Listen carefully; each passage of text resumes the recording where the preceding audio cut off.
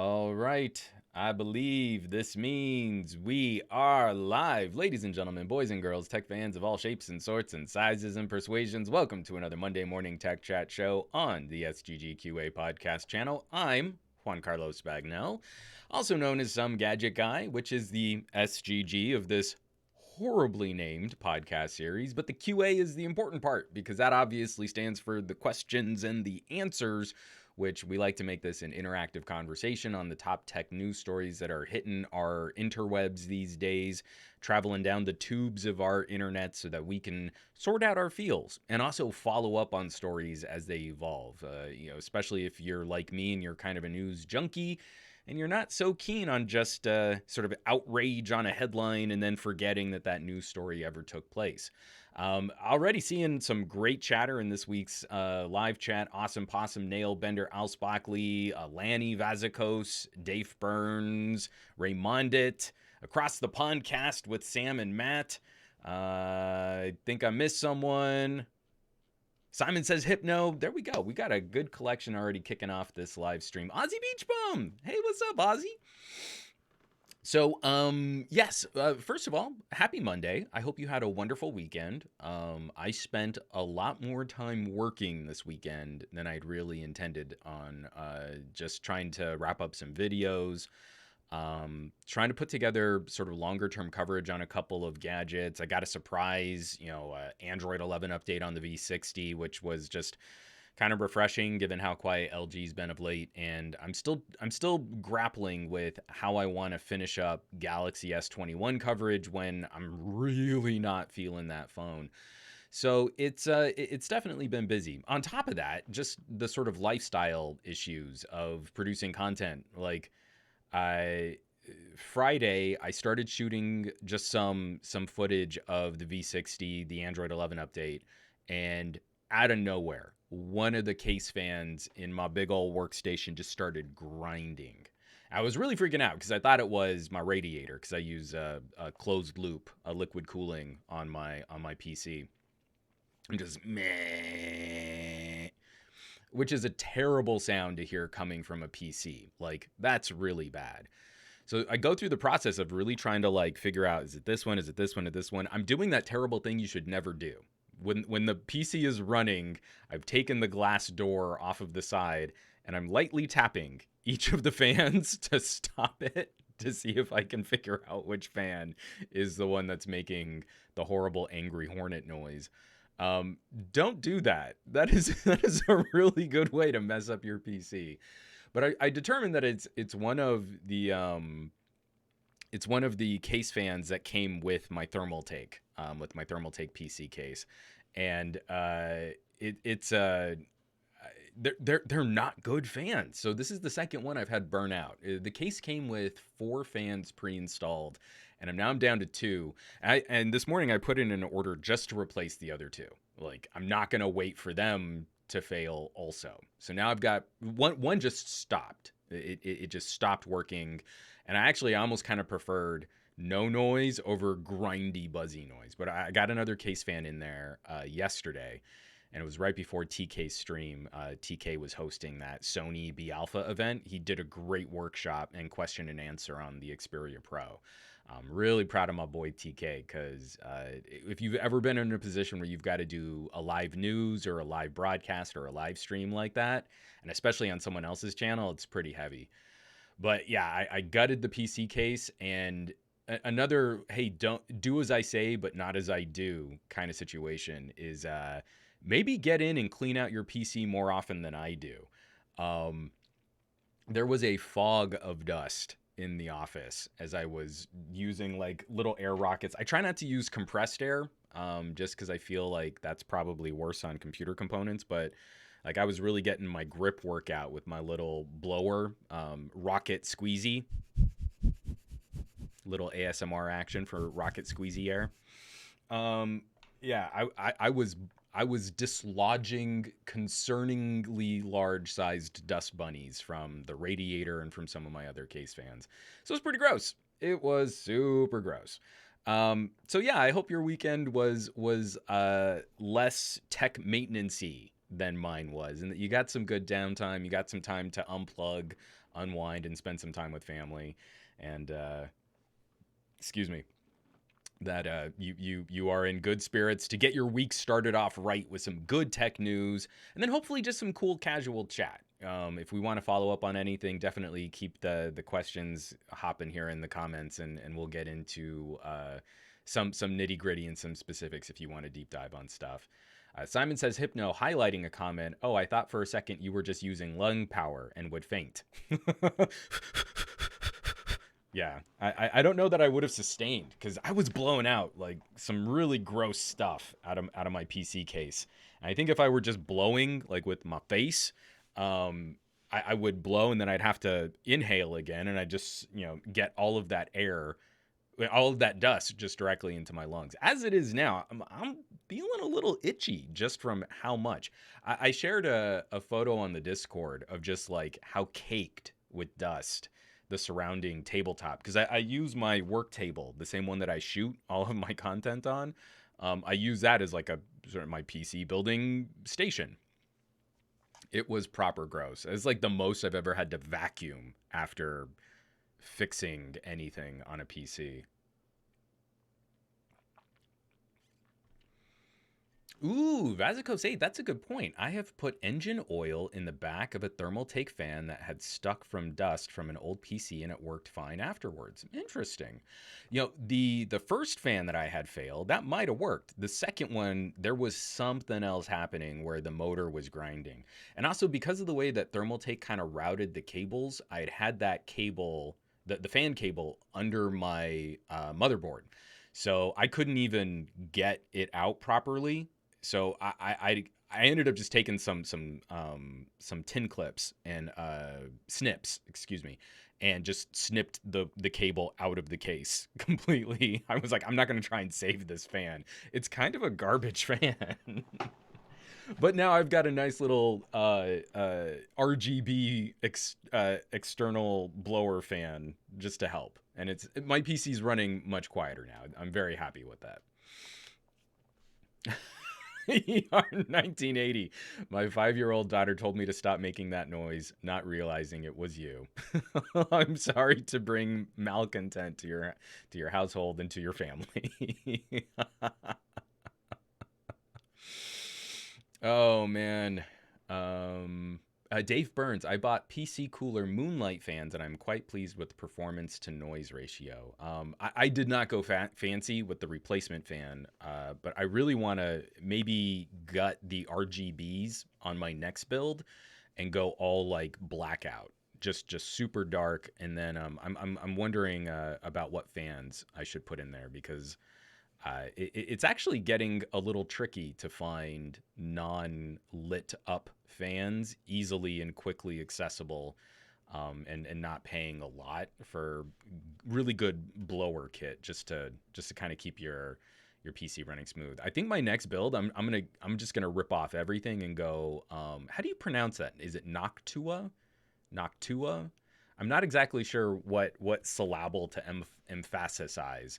But around my, I've got a quartet of intake fans around my power supply that are Noctuas that are just crazy silent. And I think I might want to build the entire case around those fans.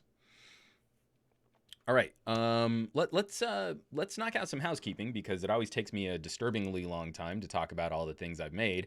And this was another pretty busy week, coming off of some high drama last week.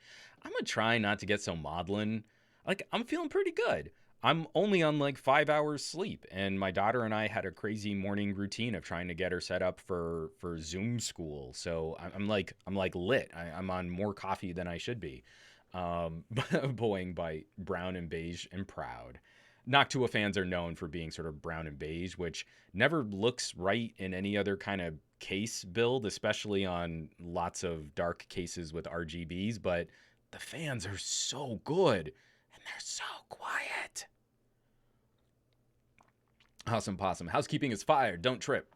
All right. So I'm going to try and stay in lighter spirits, and I'm really stoked to be playing with the cheap phone that has 5G on it. And there was a lot of drama last week. Again, I really don't like the sick thrill feeling of trying to directly engage in conflict on the internet. And this week, lots of folks cranky with some of the videos I put out. So, just kicking over into screen share right quick. Oh, I did not format my screen well for this. Hold on one second. Doing it live. Okay. So, starting off last week, we've been hearing rumors on what, like, say, the next Asus ROG phone might have. Ricky, the YouTube tech guy, let me borrow his Red Magic 5S, and I've gotten to play with some Black Sharks. I even was feeling nostalgic and pulled out a Razer Phone 2. Just to kind of compare against where we are currently with modern day phones and just what a gaming phone might still be able to do long term. And it just kind of got me thinking, like, what should we be hoping to see on a gaming phone this year? I'm a little concerned about the current chipsets that are out there. They run really hot. And it might be a gaming phone that can really extract all the performance that we might want to see. So I put a video together just on the things that I'd hope I'd see. What's next for gaming phones in 2021? Then I started off my Galaxy S21 commentary with an incendiary headline: Samsung Galaxy S21, a poor value. So probably tomorrow, I'm going to have my by the benchmarks written up for the Galaxy S21.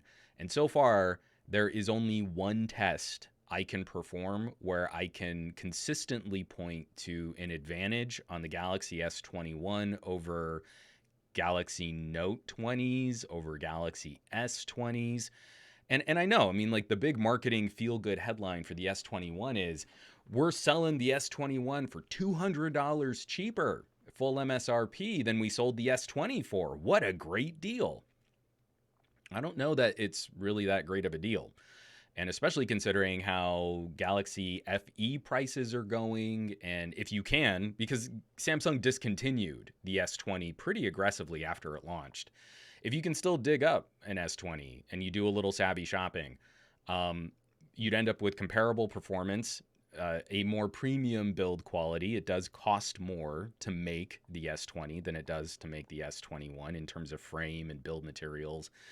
You'd get MagStripe payments in Samsung Pay. You'd get SD card support, similar camera performance just for having the exact same camera hardware, just an older SoC for the image processing.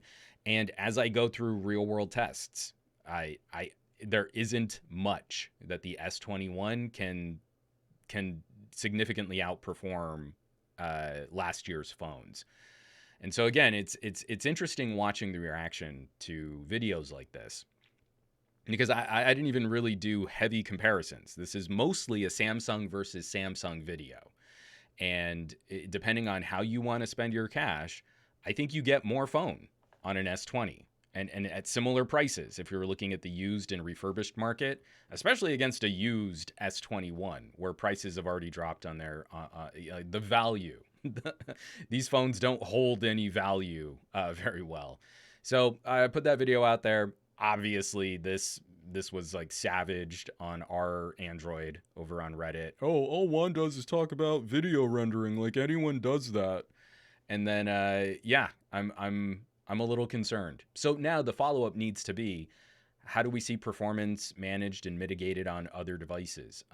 This is making me really excited and anxious to see what Oppo and Sony do, because if they're using the same processor, are they going to do a better job of extracting performance out of them? And also, will we see those brands throttle the performance out of the box? Because Samsung throttles the performance. Actually, one of the best series of comments, I had several Galaxy S21 owners come to this video and kind of ready to fight me, but then also say, hey, like, I had no idea Samsung was throttling my phone. Thank you for telling me about the enhanced performance mode, because it's buried in your battery settings. That kind of stuff is frustrating. It was frustrating when Samsung started out of the box lowering the resolution on higher resolution screens. You had this quad HD display, but out of the box it was 1080p.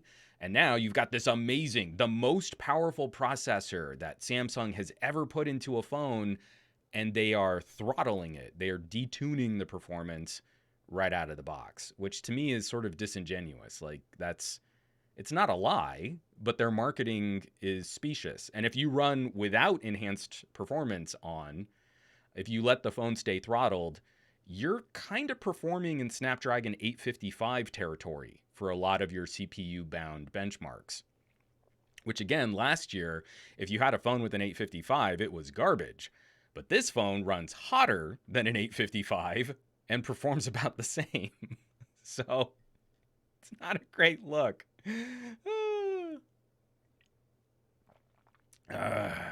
Oh no, Simon says Hypno. The S20 was Scooby-Doo to S21 Scrappy-Doo.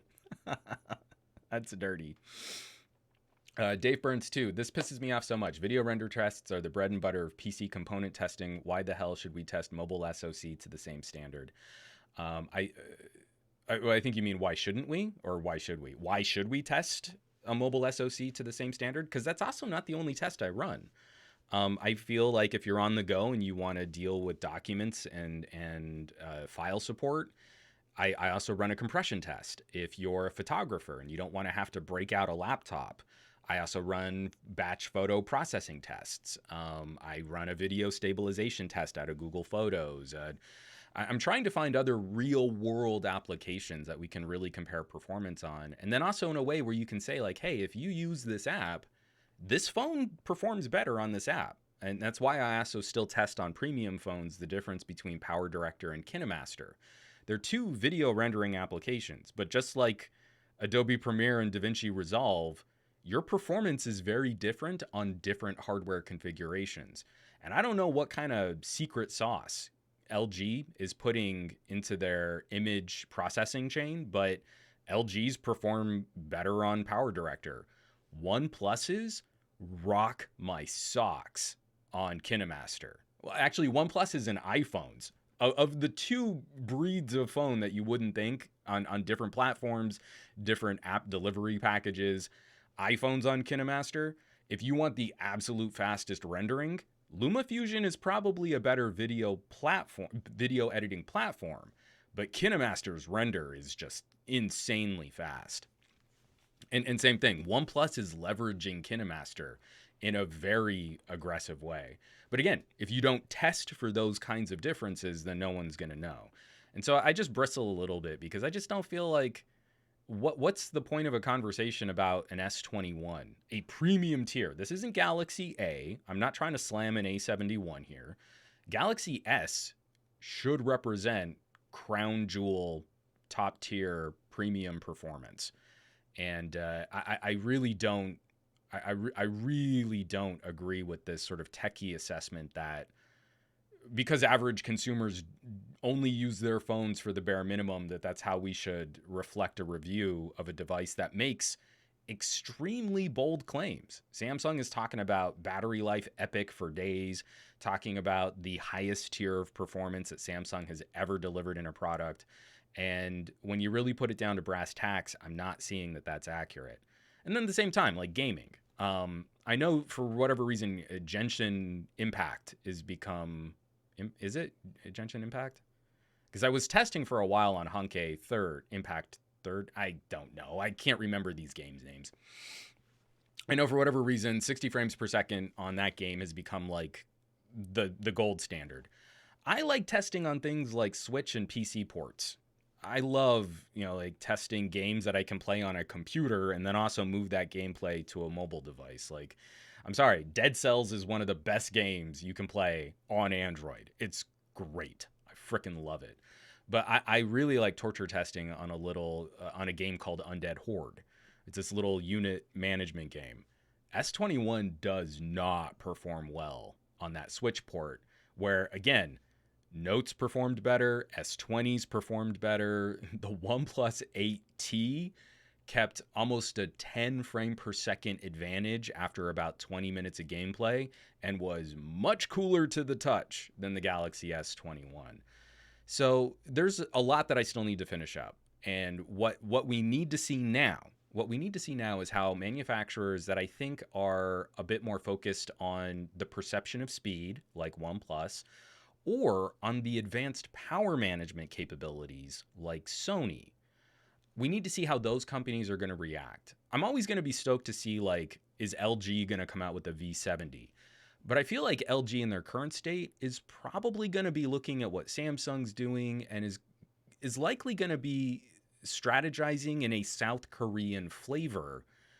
And I don't know that we'll see the grand differences. I mean, we look at how LG and Samsung sort of influence each other, mostly in one direction. Um, that's why I feel like Oxygen OS and Sony's flavor are really going to be the telling assessments of, is this a Samsung problem or is this a Qualcomm problem? But it should be a little concerning to us techies out there. There's a reason why I think Qualcomm is pushing the Snapdragon 870 not competing, what it was, as a complementary chipset to the 888 this year, which we haven't really seen before in years past. Dave Burns is saying Genshin is really popular because it's like Breath of the Wild. I haven't played it yet, and Genshin is also available on PC, and that makes sense. But I don't really play games like that. On the Twitch, I just saw Hype Train incoming. You have a limited time to earn exclusive emotes. What's up? All right, Hype Train level 1. Sub, gift, or use bits to get to the next level. I'm not going to play the Hype Train game the whole time, but if you do, thank you, and thank you for your support. Tech Potato. The point about variable rate shading is reducing the resolution in areas of the screen where lower resolution doesn't affect quality, up to 30% performance enhancement on x86 integrated graphics. That's really, really interesting. And because I just realized that we're, whoa, Paul! Holy cow, buddy! Hype Train! Dang Pikmin God saying Snapdragon 808 and 810 flashbacks. I'm a little concerned that we might be in that zone. I don't think it's going to be as bad. Like, I don't think the Snapdragon 888 is going to be melting the solder off of logic board components, but it does run hot. So Paul gifted out a bunch of subs to Nimrod Zich, JL, Mr. Malignance, Nailbender, Brent Van Hulst, Jose Rolmer, Barakaruth, Marcod, Mauricio, Trinaguner. Thank you so much, Paul. That is amazing, and I very much appreciate the support, keeping these Twitch streams rolling like that. So that's pretty rad of you. Dave Burns. I'm Paul, and I like to steal crowns. So here's the deal. I just saw Tech Potato drop a very insightful comment on variable rate shading. Was it what was he talking about? Variable rate shading? I can't. I'm trying to go through the live chat, and Hype Train just kind of derailed me here. Tech Potato. Snapdragon 810 was hot because of Planner 20 nanometer. SD 888 is hot because peak TDP is high. Underlying manufacturing is still decent, but just binned for bigger devices. Yes. Sorry, my brain just tried to accomplish 4 things all at the same time. Let me reply to Tech Potato's comment, and then I'll go back to housekeeping because it's about Tech Potato. I was shocked to see, confirmed by AnandTech, and also sort of measured and played with on the Xiaomi Mi 11. Not necessarily just the chipset, like just the 888, but the GPU performance on the this new chipset, this new SoC is surprisingly high. I've seen measurements as high as 8.7 watts, and in a phone, that's ginormous. That is a lot of juice. Again, it's not terribly surprising how hot this device can get and how performance can get very inconsistent. I was saying on that one game that I like to play, Undead Horde, you see these spikes. I mean, it can spike to a very high frame rate in like 60, 70 frames per second, but then it plummets with unit management down to like 30, where last year on a Snapdragon 865, it would kind of just hover in the 40s and then maybe climb to the 50s, maybe drop to the low 40s, but it's a much narrower range of performance than what I can generate on this Galaxy. So it's concerning. We need more data. I need to test on more phones. And I think the real test is going to be seeing other manufacturers who have a different focus on performance and power, like Sony, get into the game too.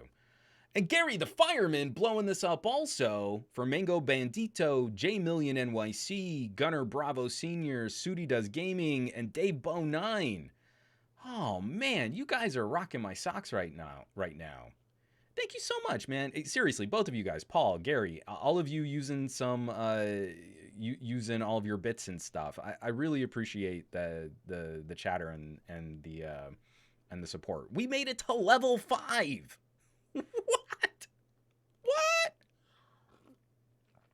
What? Simon says, Hypno, at this rate, my next phone will have an 870, and that is ancient tech from a lost ancient civilization. I have been, it's been a fun trip down memory lane. Like I did the Canon 7D. I pulled out the Razer Phone 2. We were in the middle of the Discord conversation and someone was showing a video where another tech reviewer had to take a shot on a current video making fun of like the LG air gestures on the G8.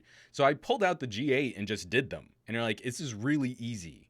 I love watching tech reviewers like, how do hands work? I'm doing infomercial hand acting because this is so hard. And like, it really wasn't. But all of these older devices, you're like, the practical day-to-day experience is still well powered by 2 to 3 year old older devices. Like, I think a lot of people would be hard pressed to find specific differences in just getting around their day and even doing some heavier lifting stuff or firing up a camera. We've had 4K video recording for a while. Anyway, sorry, I'm going off on my soapbox, and we're 20 minutes into housekeeping, and I'm not done yet. Tech Potato, it feels good in the hand. Oh, that kills me. Oh, it's my least favorite tech truism. All right. The reason why I'm so stoked to see Tech Potato in my live chat is because Tech Potato is the YouTube creation of one Dr. Ian Cutress from Anantech. And he was kind enough to join me on a creator chat where we talked out almost 2 hours just talking about benchmarking and performance testing and some of the differences between a more consumer-oriented audience and a more corporate-focused audience. You will likely not find anyone more knowledgeable on chipsets, fabrications, SoCs, the performance metrics that we use to quantify manufacturers' claims between different devices. And I've got to throw a huge shout out. Obviously, if you're a fan of like the actual science behind the technology that goes into our products, you should be following Anantech. I've really enjoyed Dr. Cutress's shift over on Tech Potato, where it's a more casual kind of vloggy style conversation about the things that he's working on. You get kind of a feel of the behind the scenes, and then just it's a place for him to do some sillier things too. Like a recent video of his was just what is the absolute worst processor to try and install Windows on. Just again, from someone who really understands processor design and architecture, that's a really funny video to follow that kind of commentary. So I greatly appreciate not only him being in the comments right now, but also taking the time to sort of offer a little tech therapy for free. As I've been struggling. Like, it's been an existential problem for me over the last couple of years, trying to quantify things like battery performance. I really can't tell you if battery does good on mobile gadgets anymore. Like the more I try to simplify the description of battery performance, the less meaningful it is. The more I try and granularly test actual power draw and output, the less accessible that information is to people who want like a simple number score. I really don't know how to tell you what battery life is like, because as soon as I try to describe it, I have to I have to qualify a whole bunch of testing, which probably won't relate at all to someone who just pulls a phone out of their pocket and wants to check their email. Like it hurts my brain trying to make that work, and it's just super gross. Boing bite, just use SOT.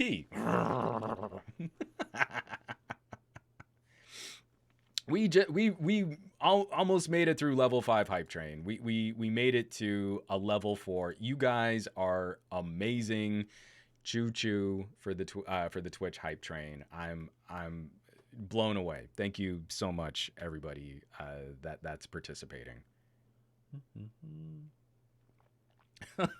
Mauricio Brown. Tech tubers who complain about the LG G8's gestures are the reason why cereal has instructions. No. I think it's totally fair to critique air gestures. We're just going to let this entire podcast be derailed by Juan's digressions here. This is going to be a real choppy week this week. It is totally fair to critique air gestures, because if the air gesture is too easily accessible, it can activate when you don't want it. If you try to make it specific so that the gesture is primed in a way where the phone won't trigger accidentally, it does require that specificity of movement. That being said, after pulling my G8 off the shelf and not having used it in months, I mean, easily almost a year now, actually, since I think the last time I fired it up in earnest and really used it, the muscle memory of getting it to activate and doing all of the controls and it came right back. So really, it just means you had to take the minute and then also understand, like, this is a setup that most people aren't going to engage with. You have to have the phone propped up, right? For the most organic wrist movement, because you've got to activate, push, and then pull. And then once you do that, you've got those real quick toggles that you can just fly back and forth, and you can control a bunch of stuff that way. But the actual trigger is a 3-step process that's very specific. When I watch tech tubers go, that means they didn't take the minute to figure it out. I'm not expecting consumers to really engage with that very much. I didn't think it was a hugely beneficial feature, but it was kind of a cool process to show what, like, a very detailed time of flight Z camera can do on the front of your phone. But it still bugs me that everyone still goes her air gestures, while we're over a year now in shelter in place, pandemic response, and the G8, I believe the G8 alongside one of the Huawei's. Someone please tell me what Huawei also did this. The G8 was one of the few that offered a more secure face unlock and a fingerprint sensor. And everyone wanted to make fun of air gestures while completely ignoring one of the most crucial benefits of having a more detailed Z camera on the front of that phone. And that drives me crazy. King Turtle 2004, some but I digress guy. That is absolutely my hashtag this week.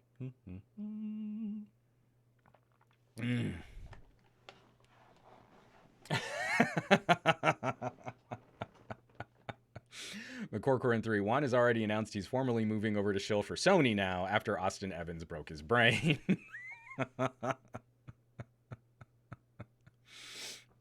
From RJ King. Okay, so this is exactly the point. RJ King says, I tried to use Palm Unlock when I first got my G8, but it wasn't reliable enough. I keep my phone propped up all day at work. So here's what's annoying. I completely agree. Standing the phone up, Palm Unlock sort of bends my wrist at a funny angle. Palm Unlock was better when you keep the phone flat. So I would keep the phone in my kitchen and I'd be cooking and I'd have messy sort of like stuff on my hands and I'd want to see the recipe and the screen had timed out. And when you keep the phone flat and you throw your hand over, it's much easier to kind of judge the distance and how to unlock the phone. It is the worst position to do the pullback gesture to activate the air gestures. But when you prop the phone up, I think it's harder to get a bead on where palm unlock goes. So again, I feel like the LG Air gestures were absolutely rife for criticism, but that was all the cotton candy.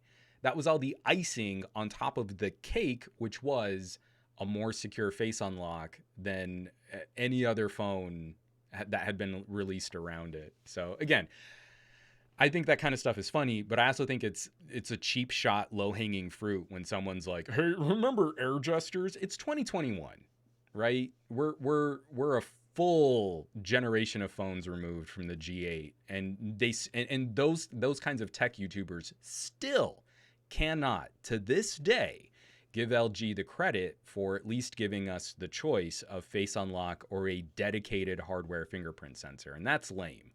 I think that's easy lame in this day and age. All right, let's finish up housekeeping. TK and I had another wonderful conversation, best of our week, episode 11. I was exhausted when we shot this. I honestly cannot remember much of what we talked about.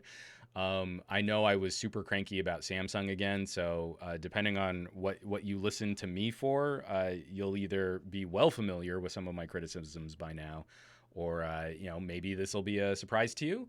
But this was again, anytime I get the chance to just sit down and chat with TK, it's real good times. And then lastly, I did finally get a video out on Android 11 on the Lg V60. A fairly smooth update for LG. I'm a little concerned that Android 11 seems to be taxing the battery a bit harder than where we were on Android 10. And this is another update that I think kind of cements for me that when we get these major updates, it might not be a bad idea just to completely hard reset your phone. When I first installed it, I tried to leave all of my user data intact going from Android 10 to Android 11. Stability was poor. Dual display was proper broken. Multitasking was locking up the phone bad. And then battery life was just plummeting. Doing nothing, it dropped almost 20% overnight. Because I don't plug in my phone at night anymore. So I hard resetted the phone, and almost everything got better. Performance got better. UI transitions got better. Animations got better. Battery life was substantially improved. The dual display worked like I thought it should again.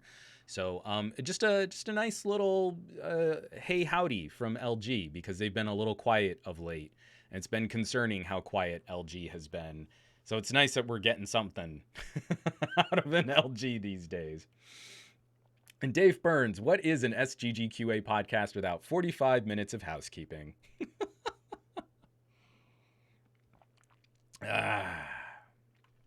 Man. And then also, I do want to point it out. I think if you go, I don't remember what YouTube channel it's on. TK hosted that Sony presentation, and I was just so proud of him for jumping in and tackling that conversation. I've been to Sony events, and back when the Xperia 1 was new, not the Xperia 1 Mark II, but the Xperia 1 Mark I. And they had an event at Sammy's Cameras, and I took a bunch of photography workshops. They only had one that was, and it was a combo workshop where it was Xperia 1 Mark I and Sony Venice Cinema cameras. Like, why not both?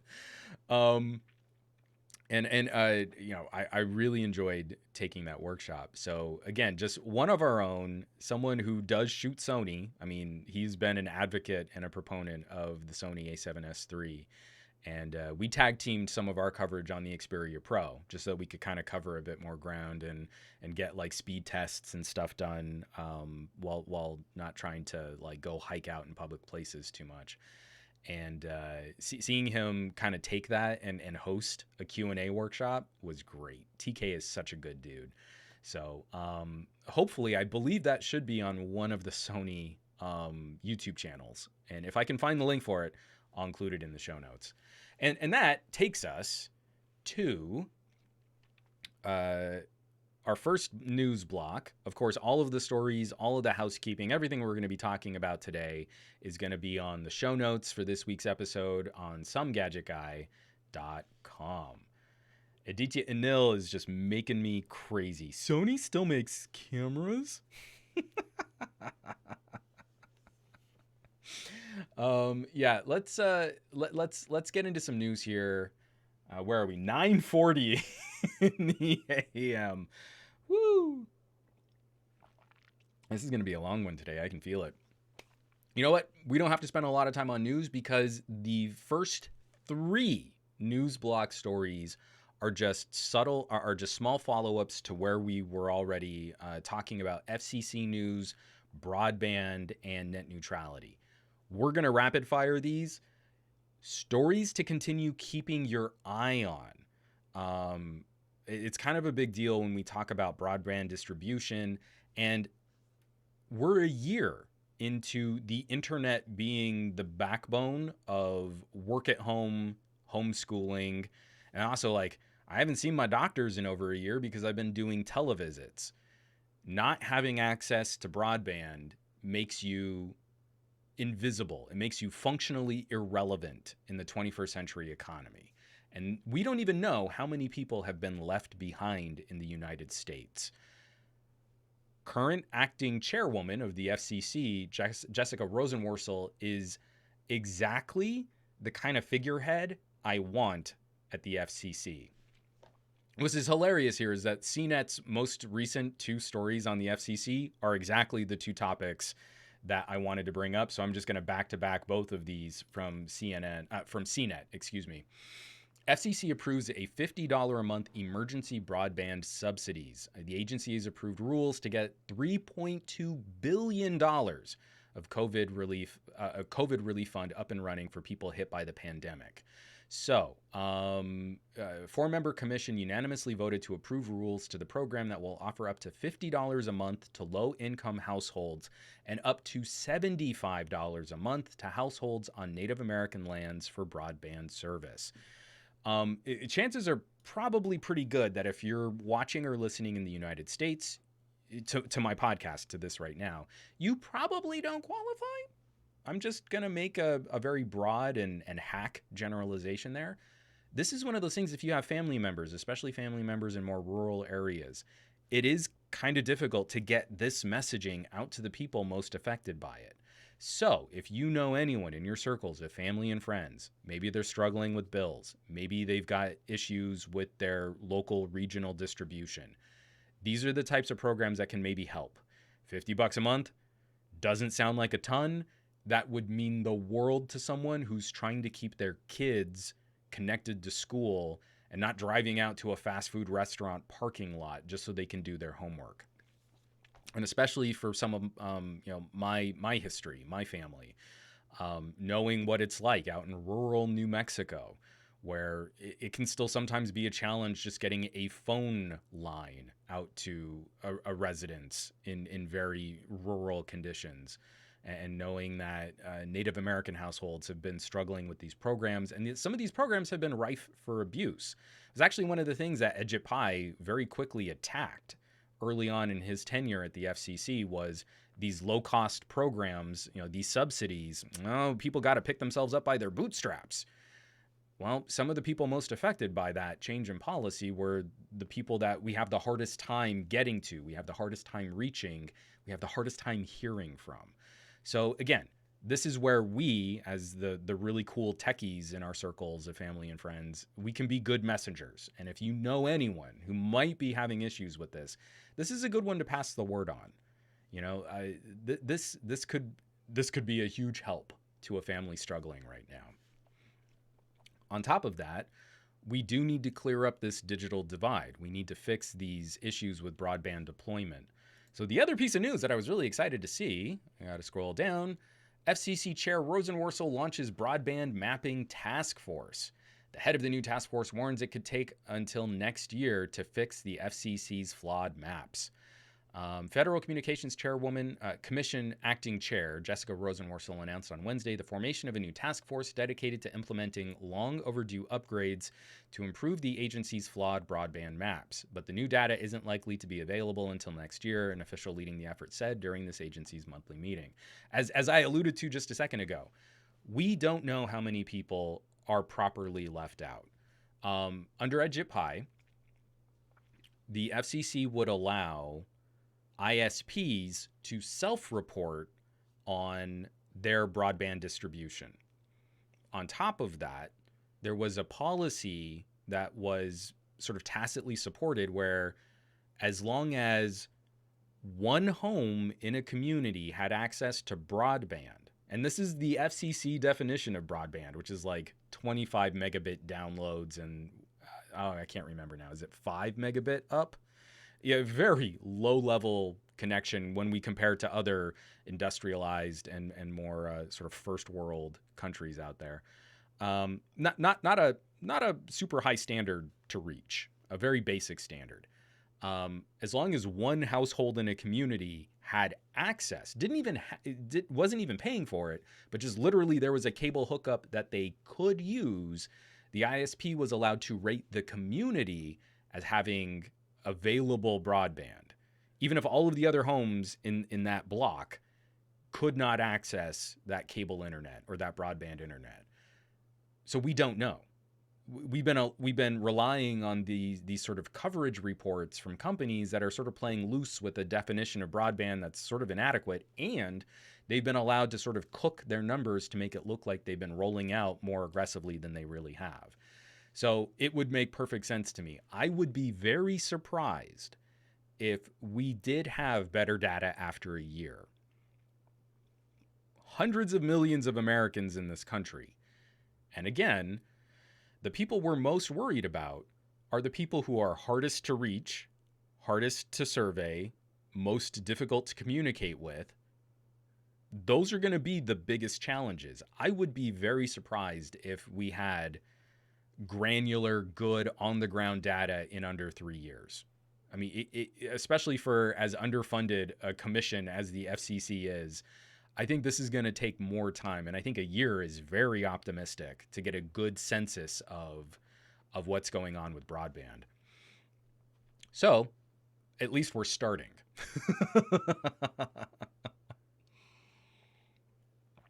Dave Burns, and me too. Rosenworcel has been so aggressive in her messaging, and especially in her opposition to some of IGPI's policies. Sorry, Dave Burns says, I'm glad the FCC is less cynical. I like Rosenworcel's take on some of these policies being a bit more proactive. Nothing about this is proactive in regulating, but it's still a reactive agency when it comes to regulating industry, but it's becoming more proactive in the actual consumer benefits side. And that's where we've been lacking since Tom Wheeler. IGPI threw a huge bucket of cold water on a lot of initiatives that I think really could be helping people out on the ground. So next up, and again, just as a quick follow-up, we talked about this before, that the Justice Department was backing off their lawsuit against California. There was a lawsuit preventing California from implementing their net neutrality rules. Here in California, we voted for our own flavor of net neutrality. We immediately got sued by telecoms, and then we also got hit by the Trump administration's DOJ. Well, under Biden, they've been looking at some of those Justice Department actions, and they decided to back off California. Another good bit of news here is that a court in California has denied an injunction from ISPs, which would have prevented us from implementing net neutrality while working through this lawsuit. So, effectively, in California, we can now start enforcing net neutrality policy based on our own local net neutrality laws, while the ISPs are fighting their case in court. The main play was they were trying to stall that until they could finish this lawsuit. And if we know anything about net neutrality policy, We know that telecoms can drag out these fights for years. I mean, the original open internet order was a 10-year legal fight. I don't want to wait a decade to try and come to a conclusion on what net neutrality should look like. Once we implement this policy, we can get good data on whether California's version of this is effective, or if it causes more problems, or if it needs to be refined. And it's one of the strictest flavors of net neutrality that we've seen implemented yet. So we can start. I don't know exactly what that's going to mean. It's not like you just flip a light switch and all of a sudden these rules are implemented. There's still a lot that needs to happen on the ground, but it can start. Again, we can begin the process of getting back to where we were under Tom Wheeler's FCC. Paul's telling me to hydrate, and Aditya is telling me to check my posture. I'm just going to kind of scooch. Get this out here.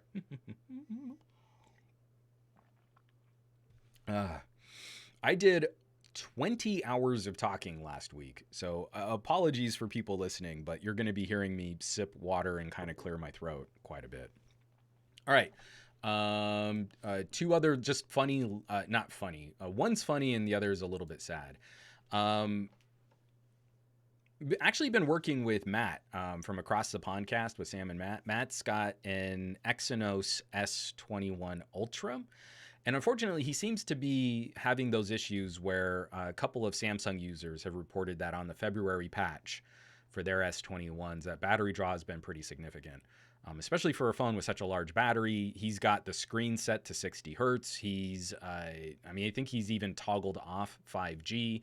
But again, it's just kind of interesting when we see Verizon kind of step back from their messaging. This was written up by Kim Lyons over on The Verge. Verizon support says you should turn off 5G to save your phone's battery. Verizon tweeted to a customer that was having issues, "Are you noticing that your battery life is draining faster than normal? One way to help conserve battery life is to turn on LTE. Just go to cellular data options, voice and data, and tap LTE." So immediately the internet went and started saying, "Hey, Verizon, with all of your 5G ads, are you saying that we shouldn't use 5G?" And that tweet is now gone. So that never happened. Nothing to see here, folks. Waka waka. So here's what's kind of tricky. I'm sure Verizon has probably been getting tagged with some battery life complaints making this transition to 5G. It's kind of a little like when we went from sort of GSM 3G to 4G, GSM to LTE. Those first LTE phones just nuked battery when you would really fire up that faster data connection. We've got to work on SoC improvements. We've got to work on radio management. I'm hoping that the new Snapdragon this year, we can see some better radio management and wireless connectivity. But I also kind of wonder, is a part of this, or is some of this, like if Samsung makes a mistake, the majority of Android customers on a network are going to complain. So if Samsung has an update out there that this month is just tanking battery life on the newest expensive phones that they sell, that adds to the support costs on Verizon's side, even though it might not necessarily be something that Verizon's doing. So it's just kind of interesting, like how interconnected all of these companies and parts and pieces. Qualcomm can make an adjustment to one tiny piece of a firmware that affects a part of a radio management, which then has to communicate to Android and then has to work through custom code that Samsung uses that then has to be verified by Verizon engineers to talk to their cell towers. And any one step in that chain can wreck a user's experience. It's so impossible. Again, I'm not saying this to slam Verizon. I just think their PR, that was a regrettable tweet for their PR to put out. I'm not slamming Samsung. I'm not slamming Qualcomm. It is incredible to me that any product actually makes it to consumers anymore. When we think about how ridiculously complicated a little pocket computer is, how casually we kind of throw these things around, and how we, I live my life out of these things, but whatever, it's like a phone, like that just describing the dozens of companies that actually do have to communicate and work together and all of the little institutions and all of the regulatory issues and all of the pieces and parts and like, it's magic. It's 21st century magic that at any time you could go to a store and buy a box and open the box and push a button and connect to the internet. Like, you make phone calls off of it. Like, it blows my mind that this process works at all. Just incredible. I mean, so again, even in one of the most frustrating ways, because I'm sure Verizon customers, Samsung customers, Qualcomm's probably getting reports on some of this stuff too. I'm sure everyone's mildly annoyed to majorly annoyed. And yet this to me just reinforces how unbelievably crazy this market is. I could not imagine trying to make something for consumers to use like this. Just nuts. DTNO, we live in a society. All right. Let's get this out of the way here. The sad bit of news, and I was going to maybe plan on spending more time and waxing philosophical, but it's just bumming me out. Fry's has closed their doors. So if you go to frys.com, all you get is this stark white page with some text on it, and like, okay, so they just put out some PR speak. After nearly 36 years in business as the one-stop shop and online resource for high-tech professionals across 9 states and 31 stores, Fry's Incorporated has made the difficult decision to shut down its operations and close its business permanently as a result of changes in the retail industry and the challenges posed by the COVID-19 pandemic. And it's just sad. But I mean, again, you get to the very end and you're like, oh, and don't worry, for Fry's credit card holders with a balance due, you will continue to make your payments to the First Electronic Bank on a monthly basis as before. Follow this link to pay your bill. Like, it's just so sad. Fry's was one of those magical Willy Wonka lands where I would go and dig through computer components and look at cases and agonize over what CPU I might buy. And I mean, like, when I had that problem when my first Western Digital NOS just tanked, I drove to Fry's. I knew they'd probably have a driveless replacement that I could just at least get all my data back. And, I popped all of my drives into that replacement. That came from a Fry's. I'm driving by and like, oh yeah, I need some USB cables, or, I could use a backup HDMI and I don't want to order it and wait a day. I could just go to Fry's. It's just really sad that, because also we got a recent report too that Best Buy is looking at closing some stores or using some of their stores as like warehouse facilities for online shopping. And I do most of my shopping online. I'm trying to split out away from doing everything through Amazon. So B&H has become a regular. I love going to Monoprice. I'm trying to go directly to a manufacturer's site. So like Super Shields, they make screen protectors. I'm trying to buy directly through Super Shields instead of always buying through Amazon. Cases, components, where I can and where I don't need like the immediacy of like an Amazon drop. I'm trying to spread it out so that I'm not putting all of my eggs in one retail basket. It's been interesting seeing how like Best Buy has kind of shifted their market position a little bit, and I think for the better. Like, I think Best Buy service has improved. It's just a shame that Fry's kind of changed executive hands so frequently over the last couple years, and then landed in a very I don't know what word I want to use here. Just in a very vulnerable state. They were in a very vulnerable place right at the beginning of a global pandemic. So that definitely kind of burns just a bit. I liked having that retail option when it was a viable retail option. Like, Fry's has been kind of rough for the last couple of years. But yeah, it's you can't completely achieve the full retail experience just online. I need some place I can go and walk around and look at things. Like, shopping for a camera tripod. I was like, it was so handy being able to go to Sammy's and like balance out all these different options. Like, wow, man, carbon fiber really does save a bunch of weight. Flippin' love like a dedicated retail space that has people there that actually know what they're talking about and kind of guide you through the process.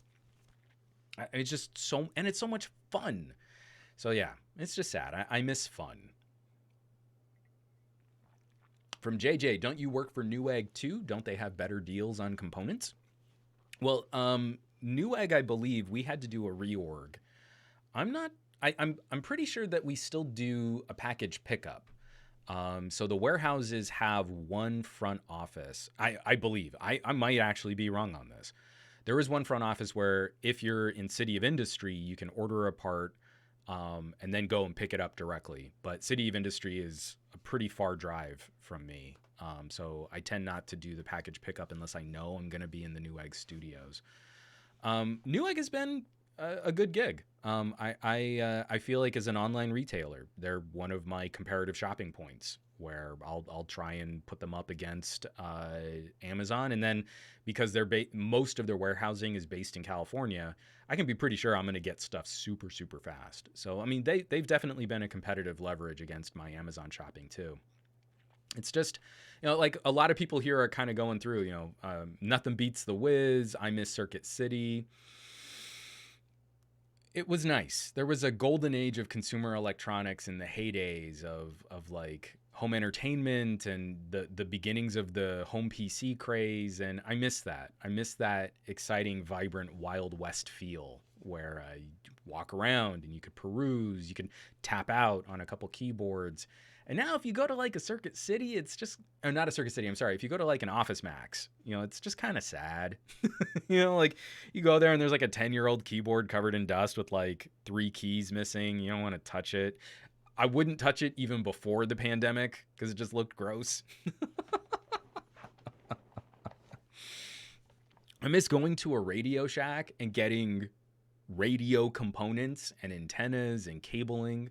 One year we did a terrible sweater contest for our family at Christmas, and my sister wired a red LED into her sweater because we ended up doing, each of us were different reindeer, and so we would all stand arm in arm, and it would be Santa's sleigh on my dad's sweater and all the reindeer on the kids' sweaters, and my sister wired and soldered a red LED into Rudolph's nose. She's the youngest, so she was at the very end. And she got all the parts at a Radio Shack. And you're like, that is so cool. Like, it was like, oh, I need a different capacitor. And so she went to a Radio Shack and bought a capacitor. Like that kind of stuff is just, I want to be able to share those experiences with Lex. And I'm sad that it's going to be a little bit more difficult. So Tech Potato. Resistors are 3 cents each. Business. Resistor. I'm sorry, it wasn't a capacitor. It was a resistor that she needed for her LED. I am overly caffeinated and yet still not caffeinated enough. Thank you for subtly correcting me on that. I appreciate it, Ian. All right. So, that's the news block. I tried to get through that a little bit faster. Let's knock out the subreddit and then kind of follow up on just a couple services news, and then I've got to share some of my like literally out of the box first impressions on this Moto. Every podcast has a subreddit. My podcast is no exception, and I have been kicking butt on my own subreddit. If you go back to some of my podcasts, like middle end of last year, it was not common. It was not the regular for me to be at the top of reddit.com/r/glowing-rectangles. Reddit.com/r/glowing-rectangles. We're calling it a three-peat, guys. Three-peat. 3 weeks in a row, number 1. And this week, I didn't clean sweep like I did last week. Last week, I was the top 3. This week, I'm only the top 2. I'm still the top 2. So if you go to reddit.com/r/glowing rectangles, you're going to see a community of a much broader tech conversation we properly broke. We had another surge of new members. So last week, I believe we were around 1580. And this week, we're at 1610. 1,600 we properly crested over.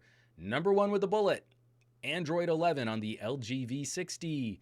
Better late than never. Number 2, what's next for gaming phones in 2021? Both of them, some doofy punchable face guy in a flat cap just leading the way. Look at, I mean, it's just, Matt, are you in the live chat? It's just a beautiful thing. I mean, it's really pretty, right? Just, you can smell it. You can just smell how good that is. All right, moving right along. Number 3, technically speaking, Peachy with a 6-month follow-up on the Google Pixel 5. He's been one of the hardest rockin' Pixel advocates out there. He brings up some good points on things that he likes about his phone and why he would still recommend a Pixel 5 at the beginning of 2021. We've got John Darko looking at iPhone or Android for high-quality audio listening. A great video from TechAltar. 3 years later, did GDPR work? TechAltar is another one of those channels where if you like your tech commentary a bit more focused on the business and government side of how this affects consumers, you will find no better channel to follow than TechAltar. Rounding out our top 5, we've got Lisa over at Mobile Tech Review checking out the Asus ROG Zephyrus G15. I flippin' love her reviews. Her channel does great. I mean, what is she at? 800,000? 840,000 subscribers. No one is saying Lisa doesn't do good traffic on YouTube. Her reviews are so consistent. Her analysis is so clean. It's so free of the most annoying YouTuber-y tropes and tech reviewer, tech influencer, wacky faces. Like, it's laptop reviews for grown-ups, but in a daily driver practical kind of way. I really feel Mobile Tech Review deserves another 0 at the end of their subscriber count. Like, this is a channel that easily deserves to be over 1 million subs, let alone 10 million subs. I flippin' love her style. It's so good. Rounding out some other videos that also did really well this week, Easy Computer Solutions looking at the difference between T-Mobile and Verizon LG Wings. We've got, also, he hit another one too. Use your phone, iPad, or tablet as a monitor for free. If you need extra screen real estate on your PC, how to use another device that you might already have. We've got Adam Reviews Tech with 2,000 subscribers, checking out the Xbox Series S. We've got Tech PhD with 1,100 subscribers, looking at the iPhone 12. We've got Chris Wilmhurst with just under 10,000 subscribers, checking out a budget microphone. Xiaomi Mi 11, Nord N10. What to do about password managers from Shannon Morse. Shannon Morse snubs on Twitter. She is a security expert. So if you were kind of messed up by LastPass, she is one of the top opinions that I would follow if you would like to replace your LastPass. Excuse me. And of course, TK Bay, checking out some of the hidden features in Developer Preview 1 for Android 12. This was a real good week for the subreddit. I mean, first of all, because, yours truly kicked butt. So it's always going to be good, when I win, because I'm kind of the best, You ask Matt. Matt's always like, Matt's always like, Juan, you're so great. And I'm like, yeah, Matt, I know, man. It's good times. It's just what it is,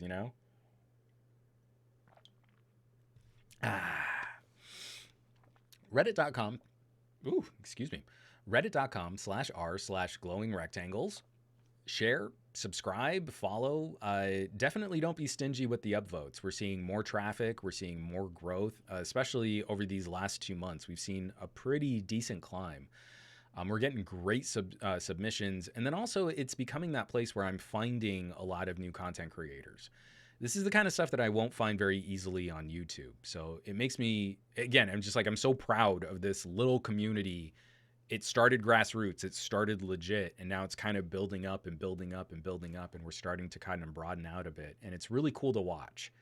I'm really hoping that this can be that platform that helps promote content that we feel deserves more attention, and can kind of help improve the SEO and the search for YouTubers that are trying to kick off, you know, trying to get their channel started, or maybe even some of those more popular presenters that have just been struggling with YouTube changes of recent. So one more time, reddit.com/r/glowing rectangles.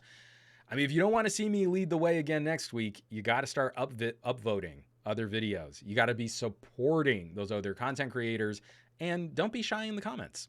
A few really great conversations have been born out of that subreddit. So, oh, and TK Bay's in the live chat. Everyone say, hey, TK. Give him a wavy emoji.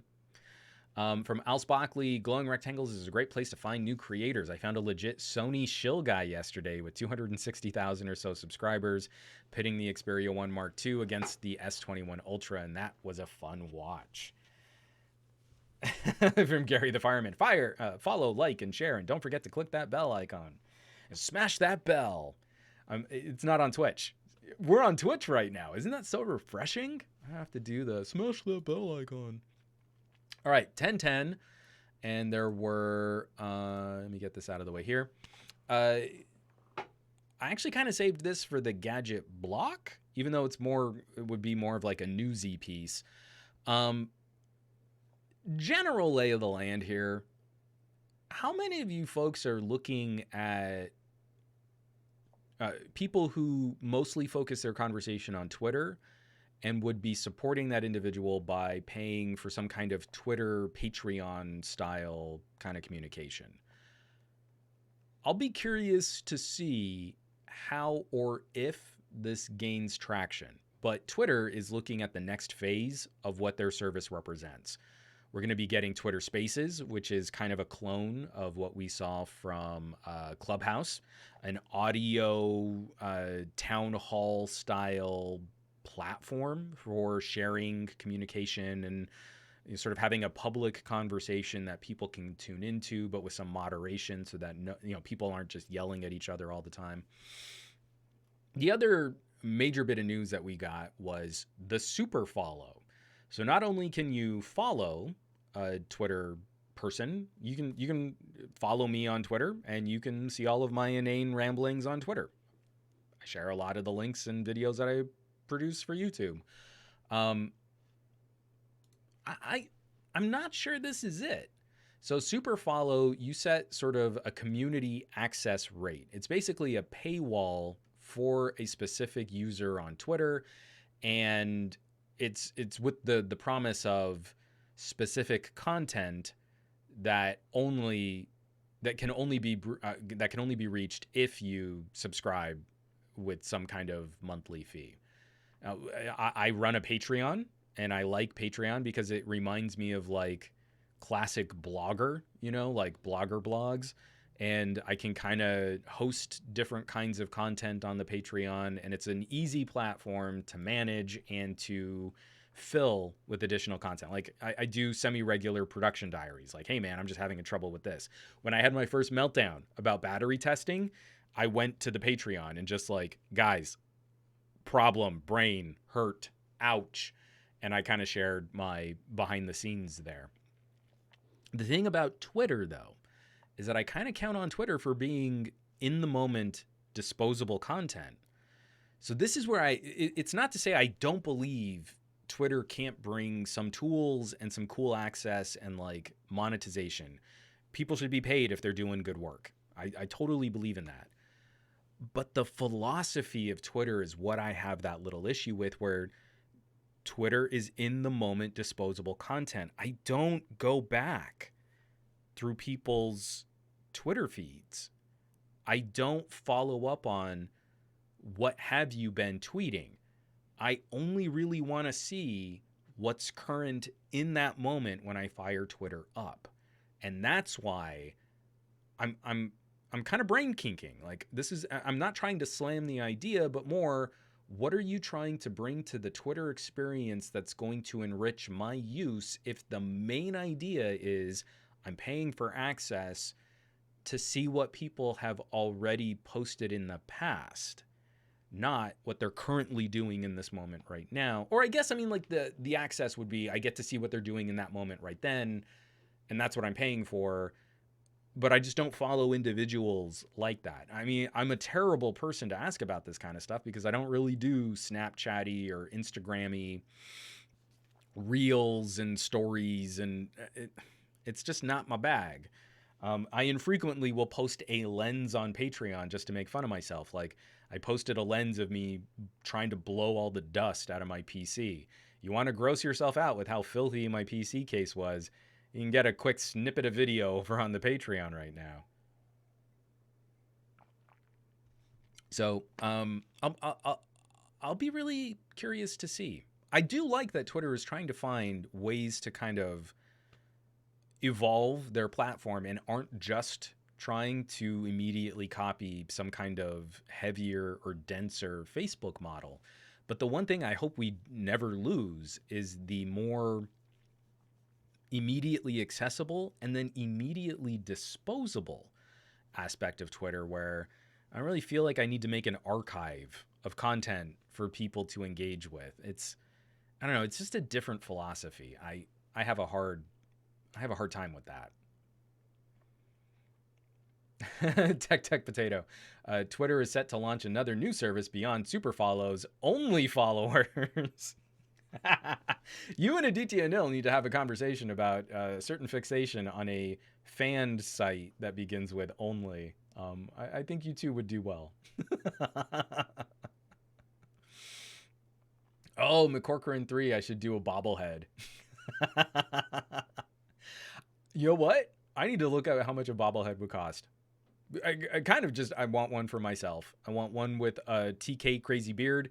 I want one with me in a flat cap. I'm gonna have to check that out. That might be a thing I need to do. For Dave Burns, I just feel like I really only want to communicate with people on Discord and follow creators' distribution platforms, whether that be ad supported or patronage supported. And that's another thing too. Okay, so you don't have Twitter Spaces yet. Maybe you haven't been invited to Clubhouse yet. So much of that is already replicated on other platforms and other services. There's a part of that, what we're doing right now on Twitch, where I'm following a live chat and you're able to send me comments and I can kind of get a feel for the flow, even if I'm not reading every single comment out loud. You go to a Discord and you go into voice chat. That is a Clubhouse. You have just created Clubhouse in a private community, people you know, and you can engage on the same kinds of topics and conversations as a Clubhouse. And if you want to, you can choose. If you want to make that a big open public invitation for other people to join, you can. Or you've got the moderation tools to lock it down. These businesses aren't unique. These models aren't groundbreakingly new. It's just a different place to host the same kinds of conversations we've been able to achieve on other platforms. And that's the thing, is like Discord kind of, if you belong to a Discord server, you kind of know who is a part of that Discord server, and you can very carefully maintain the quality of conversation that you hope to have there.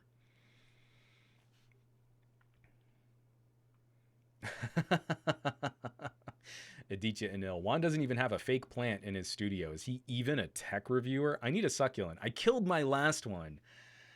I completely just out of sight, out of mind. I was trying to find a different place to put it so that it would get more sun, and probably went a month without even checking in on it. And it's because it wasn't somewhere I saw it every day. And poor thing is all like gross and kind of shriveled up and pieces are falling off of it. I'm trying to revive it. I don't think it's going to work. I'm just so bummed. Could have been my office, greenery.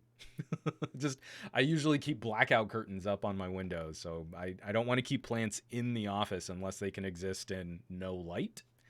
It's just so I have a black thumb. I'm really not good at plants. Oof. Simon says Hypno. Juanly fans. Oh, from Heiki. Why don't they just develop one app like Twinsta-Book Chat? It would be a complete mess without any rules, but people could yell their lungs out and post whatever they want. After a couple years, everybody would be so fed up that they would give up using social media and go back outside to see the nature and think, ha, why haven't I remembered how beautiful it is outside in the nature and outside useless social media? Twitter's new business model. Let's wreck social media so that people don't use it anymore.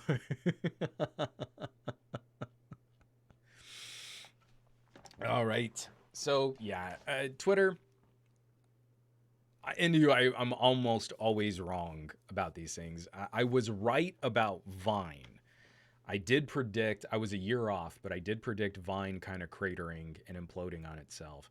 But I was super wrong about Snapchat. I really thought Snapchat was going to do the same. One of the things that I wanted to touch on in the gadget block, and we don't have to spend a ton of time on this, but it's just been an interesting side topic kind of buried in the news. Talking about smartwatches, obviously, I still have it on my desk. I almost always have it within arm's reach. Apple Watch, just really leading the charge on a premium smart device that lives on your wrist, like a mini phone that lives on your wrist with very good fitness applications. I don't think anyone would question the sort of dominance of the Apple Watch as a wearable device. The flip side of that has been this explosion of other sort of less smart but hardcore fitness featured trackers this week, and I promise you it will be out this week.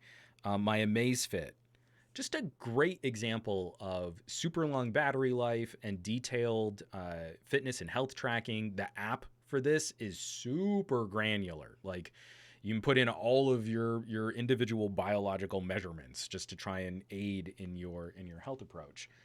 So outside of those two polar opposites, it's actually been kind of a bit of a challenge. I would say Samsung's Gear line has probably been a bit more successful. Again, the popularity of Samsung smartphones kind of washes over a bit more in terms of ecosystem for Samsung smartwatches. But more often than not, I wear a Ticwatch. Legit 3 days of battery. The last update polished up a lot of the performance. Even out of the box with some of the weird performance quirks of Wear OS, the new Snapdragon processor that's in this Ticwatch, this is the most fluid experience I think I've seen on Wear OS since the early cards interface of Android Wear. Like the first generation, like my Zen watch, this is so much different. Just giving it that extra horsepower helps tremendously. And so if you were rocking like a 2-year-old Fossil, Wear OS is a different animal when it's properly powered. You have enough RAM and you've got a decent processor really kicking into some better performance use. I actually am now engaging more frequently with the watch than what I was doing before. So some of the little applets, like I was on a road trip, just like, hey, on my Apple Watch, I would check to see how loud this is in the car because my ears kind of hurt. I'm on rough road and I'm going 75 miles an hour, and hey, I can do that. And it was like one button push, swipe up through the apps, hit the little tick hearing applet, and then I got a meter showing me what the decibels were around me. So much faster than trying to do that from a phone, immediately accessible on my wrist. And Wear OS didn't do that obnoxious hang up and lag just getting into my app drawer. It was usable. I could do it. And it was a tangible benefit. So, sorry, that was a really long preamble. Moto might be making some more watches. We don't believe they'll actually be made by Lenovo Motorola, but they will be probably sourced from another manufacturer and sold as Moto Watch and Moto One or Moto Watch One. This is coming up by John Fingus over at Engadget. Moto branded smartwatches are staging another comeback. And they won't rely on your Moto 360 nostalgia quite so much this time. So there's going to be a Moto 360 round and then a Moto square, which of course everyone's saying it looks like it's just going to be another Apple Watch clone. But I'm seeing a little kind of Fitbit design in there. It's not like it's got a digital crown. It's got much smaller bezels than the old Asus Zen watches had. I don't know. I mean, like, square watch faces doesn't necessarily just mean, oh, they copied Apple. But it could be kind of interesting. I would really like to see Google take Wear OS more seriously. There are the rumors that there was a reporting that the next Samsung smartwatch is going to be running some flavor of Android. Maybe not Wear OS, but not running Tizen anymore. And so if we could get a bit of a comeback, to wearables for Google-powered devices with Google applets and Google software support, that would be kind of nice. Google owns Fitbit now. That deal has finally properly gone through. So we're going to need to see what the next generation of Fitbits might have to offer, if there's going to be any better integration with Google services. But I'm saying there's this little ember of potential. There was this fire where Google and Wear OS, Fossil was on board. We got some really extravagant and expensive smartwatches as fashion pieces, which I hope no one bought. And then just these regular sort of half-hearted updates and half-hearted refreshes. And now that kind of thing is sort of what was that fire is now just sort of been put out. And there's this tiny little glowing ember of potential, of hope, where maybe they could rekindle something. I don't know. It would be nice to not be so cynical about a Google project and watch them actually execute something with some consistency and some forethought and a plan and having a strategy, and not just, we'll put it out there, see if it's popular, and then gank it if it's not. It would be nice to see them iterate and improve. They've bought up Focals by North. They bought up Fitbit. They have so much IP from all of these other acquisitions and all these other companies. It would just be really nice if Wear OS could extend beyond just a smartwatch. It's Wear operating system, Wear OS. I would like to see a chest strap for really, really good heart rate tracking, like a Polar, like a strap. There's no reason why a wearable operating system should not be interacting with sensors in compression gear, for running leggings. There's no reason why sensors in shoes should not be communicating with a wearable operating system. And I desperately want information up at eye level, like my Focals, to contribute to an operating system that I wear. I mean, not many companies are going to have the resources, the data, the IP, the patents to pull all of that together. Any company that tries to innovate in the space is basically only doing it to hopefully get bought out by Apple, Google, maybe Microsoft. Maybe someone will make a play for a Microsoft. Maybe Microsoft will make a play in this space again. So I want competition, and I want to see something healthy kick up from this. Gary the Fireman, I have too many regular watches to even consider a smartwatch. I am kind of a watch neophyte. I've got a couple decent timepieces that are just nice. I take them for a night out when I could dress up for a night out. But more often than not, it's just I hate looking at my phone to see what the notification was. I absolutely hate notifications on phones.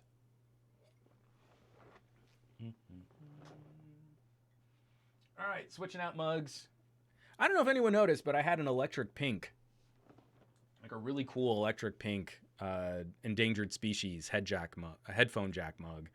I got this for my wife, but I just had to show it off because it's. I really like this color of pink. Let me just kind of pull it back a little bit. I thought that came out pretty well. Anyway, now on to a Mega Pickle mug, which is also full of water. It's too early for a. Nah, we won't make that joke. Or from Gormlord, I'm a hybrid watch man myself. I still love my Skagen. I have a Skagen hybrid. Super simple, just a couple little notification settings and then a step counter. And it looks so good. I love that Skagen design. It's such a clean look. All right. Sorry, I'm just going through. Across the podcast, Ticwatch Pro 4G LTE for $200. Might get one. I've got my Ticwatch Pro over here. I had to take the strap off. So I need to fire this bad boy up again and see if the software update helped improve. Again, this was a good performer, and especially for battery life, this thing was great. I love this dual screen setup on the Ticwatch. But the Android Wear side of it could absolutely get in your way. You'd push the button, kind of wait a second for an app drawer to launch. Those little improvements for software help tremendously because you're working with pretty meager resources on a wrist-worn computer.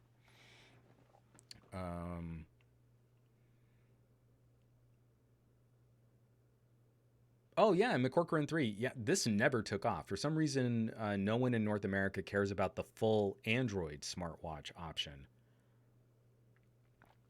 I played with one, not long enough to be able to do a review, but it kind of came from like an Alibaba or somewhere, one of those just retailers where it was kind of chunky.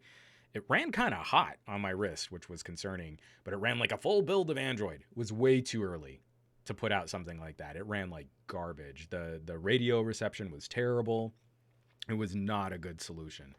I'd be curious to see if we could do something better today. Like if you took like one of those little Palm mini phones, you kind of built like a nice leather kind of wrist guard kind of cradle for it. I bet you that would work better today. Anyway, speaking of Motorola, because they're going to be coming out with these new watches, so stay tuned for that. I have been increasingly delighted by phones that are not premium tier expensive. This is something that I really am genuinely trying to work in with a bit more regularity. Obviously, I think we've got sort of in the tech YouTube landscape, we've got kind of a front loading of the most premium devices. Those get the most traffic. Those are the most interest, the most searched for. But finding the joy of firing up a less expensive phone, this has been so much fun since the Pixel 3a. Here in North America, we have not always gotten the best collection of competitive mid-ranger, lower mid-range kinds of products. And the Pixel 3a just kind of kicked that door open wide, followed up immediately by the iPhone SE. I've sold all of my premium iPhones. The only iPhone I run, it's way over there, but it's in the wiener dog case. Only iPhone I run right now is an iPhone SE. It's the only iPhone I care to use. Touch ID. It's brilliant. Battery life sucks so bad. It is not good, especially for my style of use. I thought I could get by. No, it's not that great. But, it's like the only proper replacement for my iPhone 5S styled original iPhone SE. It's great.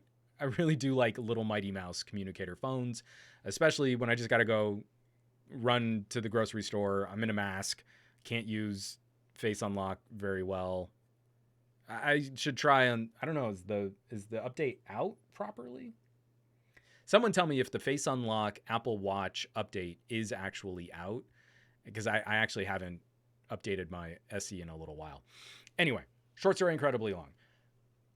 I've been digging this new slate of less expensive devices. TCL 10 5G, that's a solid phone option. Nord N10, that's a surprisingly solid hardware option. And this just came in the mail, courtesy of the folks at Republic Wireless. So I'll show the little, hello, you just going to sign on to Republic Wireless. This is a thing that they just sent me. And this is the Motorola One 5G Ace. We're not talking anything, super fancy. Retail, we're talking what, $299? $299. Triple camera array. What is the main shooter is a 48 megapixel shooter. A big old screen, but I don't like that there's a big, fat, hard black bezel around the hole punch. So that is definitely distracting. I do see that more than if we have a slightly more discreet hole punch. But big old, nicely plasticed phone. What's really tricky, someone's going to have to help me out with this because I use like soft China ball lighting. I've got some cinema style lights. I've got an LED with a soft diffuser on it. When I hold this up, because it's kind of mirror reflective, the plastic on this, it is so hard to get a good handle on the color of this phone. This phone is actually a really deep plum purple. So, at a distance, it just kind of looks black or mirror finish. But up close, you're like, oh, no, there's actually like a color accent on this it's really quite lovely. And especially for the plastic back, the slightly chunkier frame, they're not trying to wow you with like curved display edges or, it's just like it's a device that you hold and you take calls on and you can do things on it. It's kind of, I don't know, it's just kind of refreshing. This is an eminently familiar, or I should say, a lot of these companies are kind of piggybacking on a very similar plastic back aesthetic. Hold on one second, because I got to get my Nord, and I'm going to get my most recent TCL. And these are all cut from very similar cloth. So I think that kind of transition, as we've been talking about 5G, I'm maybe a little less excited about millimeter wave. Like millimeter wave is going to be one of those architectural improvements for when we're all going back to public places again. And it could be kind of handy in very specific use cases. Like I'm going to a baseball game, and because we know that stadiums are places where lots of people go, I should have millimeter wave coverage, and I'll be on a different pipe to the internet than a lot of other people there. That's cool. But increasingly, just sub-6 5G has been pretty handy. It's a minor tweak, an improvement to speed in some places, and then it's a little bit better for network congestion as you sort of upgrade and migrate people from LTE to 5G. Tech Potato, millimeter wave for venues, sub-6 for everywhere else. You can't drive with millimeter wave. If you're driving and you want decent connectivity, it's going to be sub-6.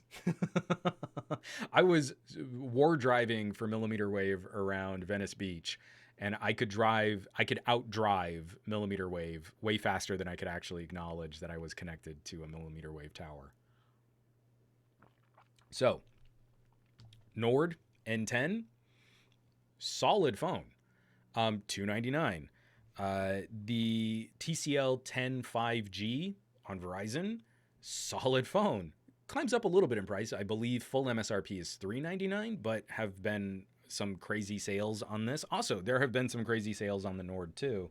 And now on Republic, they're carrying this Moto Ace 5G, also around that $299 price tag.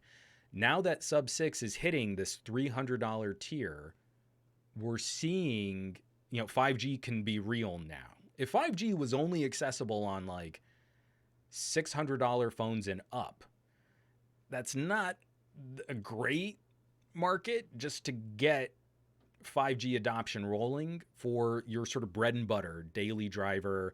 I walk into an Mvno and I need something that's going to connect to their network, and I check my email and occasionally look at Twitter. You need that more accessible tier.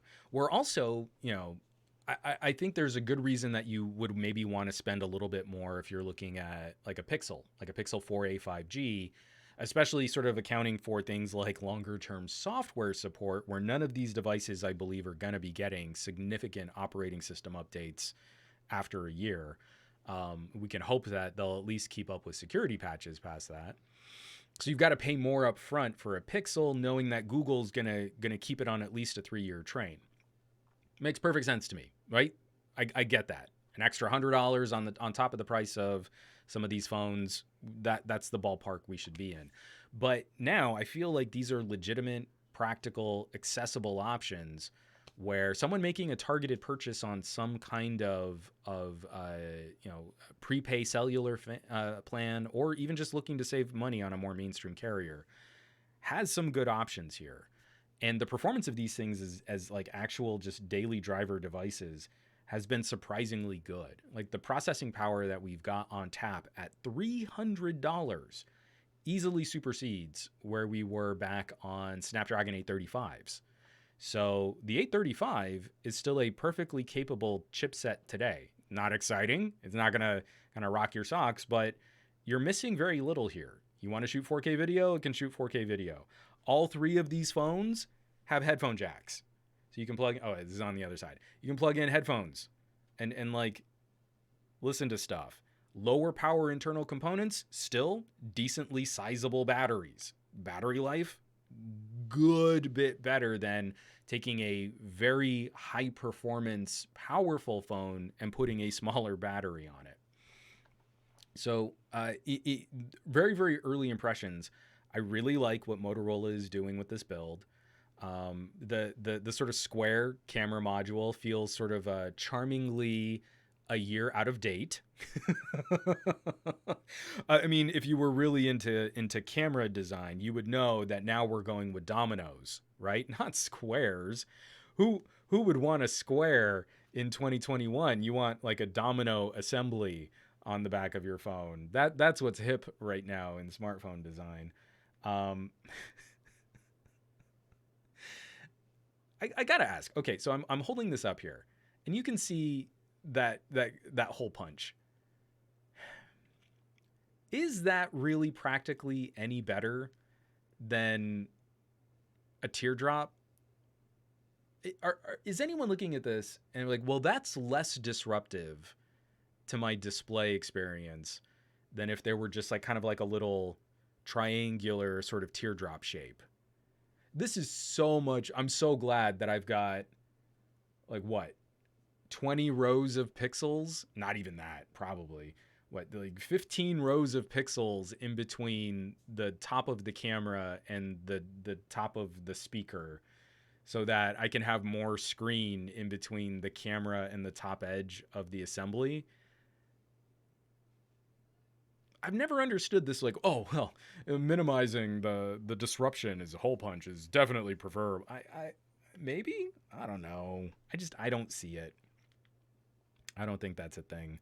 I need to dig in and actually like start customizing that, because like on my OnePlus, I just finished installing an update. That's why my OnePlus is not showing anything right now. There it goes.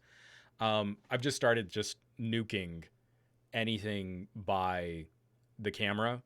So if there's a setting on the phone to ignore the strip of screen where the hole punch or the notch might live, I just try to get rid of it. And that seems to be working better for me. It's frustrating when you look at a game, when you're playing a game and the camera is interfering with the side of the screen, because often that's where you might have like a menu option or part of your controls. And if you can't remap or move the controls, then you just have this little eyesore that's constantly sort of in your way.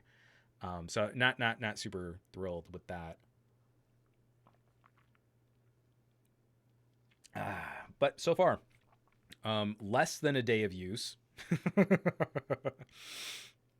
I gotta say, I mean, like, this is the first Motorola I've really picked up. Yeah, almost 2 years now. I don't think I did a Motorola in 2019. Yeah, so 2 years. I'm feeling really good about what this looks like, and yeah, like I just had to do it. I missed like those gestures where you flip and then you can get the camera fired up. That kind of stuff is just really cool. Does it still do the chop? There it goes. Let me. I don't know if any of you out there, sorry, for those of you listening to the audio version of this podcast, I am chopping the phone in the air as if I'm like hacking with a knife. And that turns on the LED on the back of the phone to use as a flashlight. It's one of my all-time favorite shortcuts on any phone. It's so silly. How many times, like, I'll be up late at night, I'll be editing some video, I want to go to bed, I don't want to wake up Marie, but we have so much stuff just on the floor of our bedroom right now. And so I'll walk in and I'll like, oh, let me turn on the flashlight just so I can kind of step quietly around her. And on a Moto, you just go, and then it flicks on. So I don't know if anyone watches Luis Rossmann, Rossmann Group, and he runs that repair channel. Flippin' hilarious. It was about 2 weeks ago. He put out another video just saying, like, I don't do phone reviews. Stop asking me to do phone reviews. Here's a phone review for you. And he talks about his like several years old $150 Motorola Moto G. I don't even know what Moto G it is. I want to say it was like a Moto G7, maybe a Moto G. It wasn't a Moto G5 because I believe that had a metal back. So it might have been a Moto G6. Regardless, you picked it up for $150. And in true like Rossmann Group style crankiness, he's like, oh, and this, and then like, yeah, I can just chuck my phone and I don't care because it's made out of plastic. And I was riding my bicycle and my more expensive Samsung, the cold caused it to start boot looping, and like you just couldn't use it. And this Moto, it just won't ever quit. The top comment, which he pinned, was someone coming out to say, this was a really biased review. Some Samsung knight had to jump on a Luis Rossmann video where, if you know anything about Rossmann, he's going to care way more about whether or not he can open the phone and replace components than like the actual performance of the phone. He doesn't care that it's got a garbage camera. He doesn't care that the web browsing performance is slow. He doesn't care that he can't really play games on it. He's not going to care about any of that. His thing is repairability and like right to repair legislation. And so he's going to care, like, is it easy to crack this thing open and swap out a battery? It's easy. Cool. This phone is better. And like, it's just so funny. Like, no one asked, but someone had to come in and be like, well, I'm reviewing your review because you are obviously biased.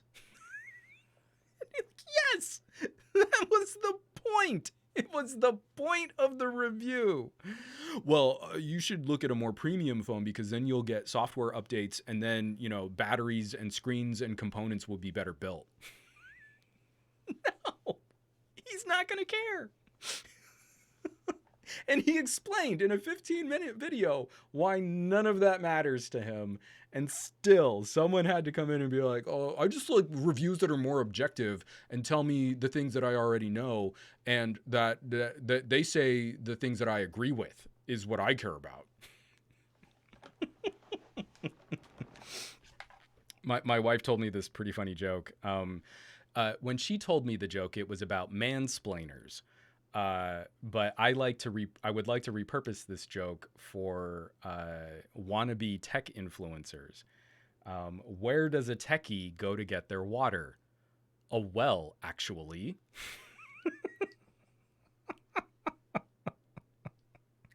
I very much enjoyed that take on my profession because I absolutely resemble that in my most obnoxious moments.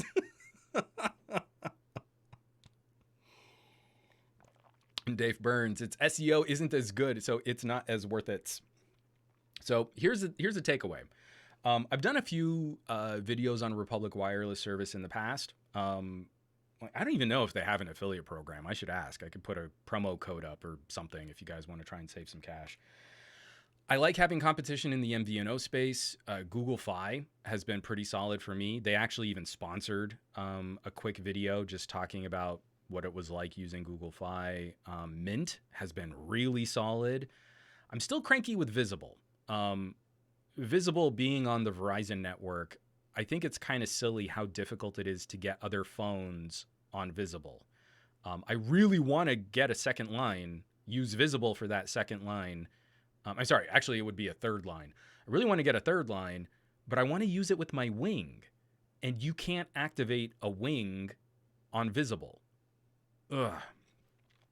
So most of my family's on Google Fi now. My mom, my dad, my brother, my sister and her husband. Yeah, I mean, like almost all of them are on Fi.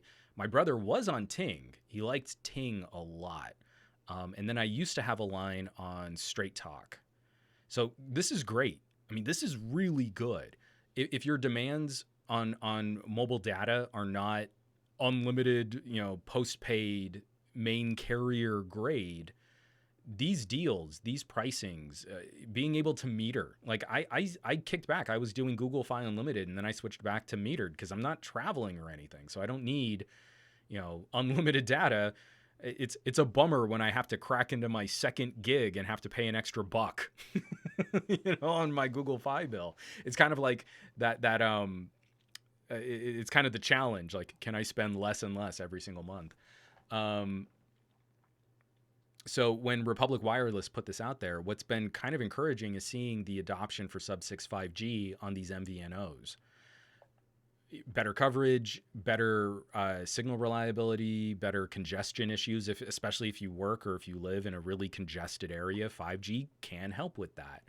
So this makes 5G more real to me. When I see 5G on Fi, when I see 5G on Visible, when I see 5G on Mint, when I see 5G on Republic, now I feel like this is the transition point. This is where consumers have viable options and aren't getting left behind because they're not willing to spend $1,000.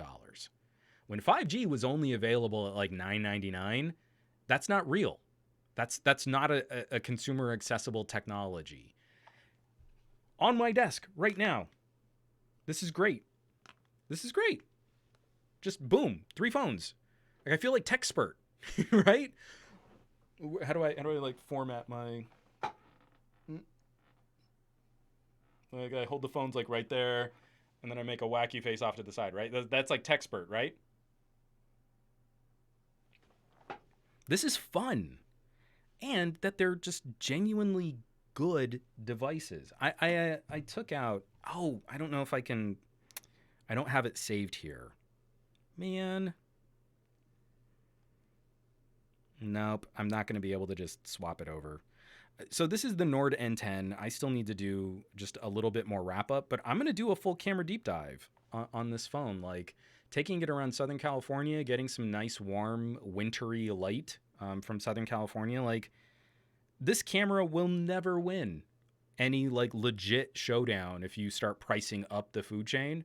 You can go and get a Galaxy S10 probably for a similar price used for what you would pay full MSRP for this Nord N10. The camera on the S10 is going to be better. No one's going to question that. The shots here are pretty good. They're not bad. I would say in that kind of casual point and shoot style photography, this is a horrible way to show this off because I'm just showing a phone screen over a live stream, and like, you're really going to be able to tell by the pixels what I'm talking about. I wouldn't feel super put out using these cameras. Like, they've been fine. The issues, I mean, like some of the nice fun features, the super low light, night modes kind of shots, like that's a bit more of a challenge, but I'm good. I'm not seeing why we've been putting these phones up with such angst over not having the bestest cameras. You don't have a gooder camera? I would not. That phone is not worth it.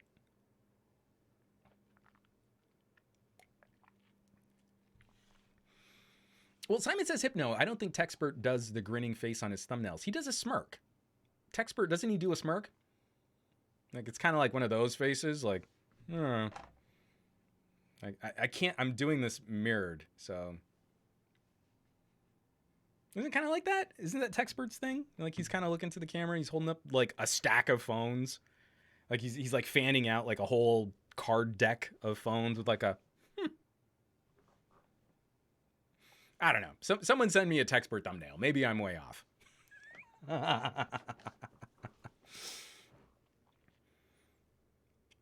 Oh, Dave Burns, I think the issue is that your studio lights blew out the camera capturing the phone screen. Yeah.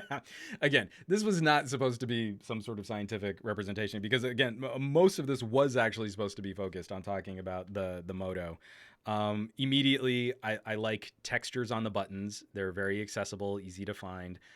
I love that the Moto icon has held. Like, what is it, from the Moto X days? There would be a little Moto icon, and it would always drive me crazy that they wouldn't put the fingerprint sensor in that Moto icon, and now they have. So it's a rear fingerprint sensor. How many people out there, what do we think? Was it last week we talked about the LG Ws? Again, low cost, focused on India, and they looked so much like the Nord. Like what Motorola is doing, I have no insight. I'm not claiming that this is the case, but if LG were working with the BBK parts bin to manufacture phones and put LG labels on them, I think they would look a little similar to what we see on a Nord N100. But just looking at these devices and how similar they're kind of becoming, glossy plastic back, some kind of corner-mounted camera assembly, rear-mounted fingerprint sensor, like they're cousins. They're practically cousins. Like I could sing the Patty Duke theme song right now. Just so many solid similarities for arriving at kind of an agreed upon, this is what a phone is. This is what a phone does. This is how a phone works. Do you need the fanciest, latest and greatest, all the bells and whistles and all that crazy stuff? No. Here's a phone. And it does phone. And you're good. And the only one that does seem to kind of stray from that is the TCL. So plastic back, rear-mounted fingerprint sensor, but then the bender strip of cameras. Minor difference right there. There's our crazy architectural difference between a TCL and a Moto and a Nord. I'm from JJ, Patty Duke, some boomer guy. I am not a boomer. Thank you very much. I was addicted to Nick at Night when I was a kid. Flippin' loved old classic TV reruns.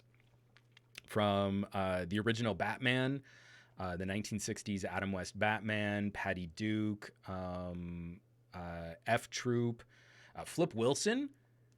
Who wouldn't watch old reruns of Flip Wilson on Nick at Night? I mean, Flip Wilson was the man. I'm forgetting a bunch now, but there were so many. Gilligan's Island. I mean, come on.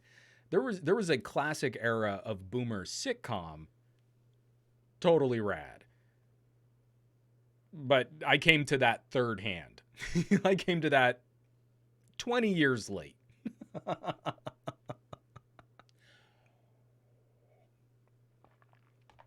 Oh, and Gary the Fireman, thank you for the assist. Aditya was asking, what is an MVNO? And MVNO stands for Mobile Virtual Network Operator.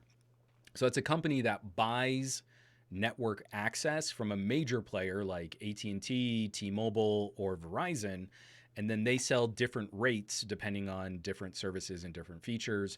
Often MVNOs have access to some of the faster tiers of network connections, but their network connections will not be prioritized on the main network. So if you own a T-Mobile plan, if you're on a T-Mobile plan, you'll probably get preferred treatment on that network over someone who's on an MVNO, which is leasing time on T-Mobile's network. And again, the rules and the positioning and the data rates and the throttling, all of those things are very particular, and why you should always check out your smartphone bills.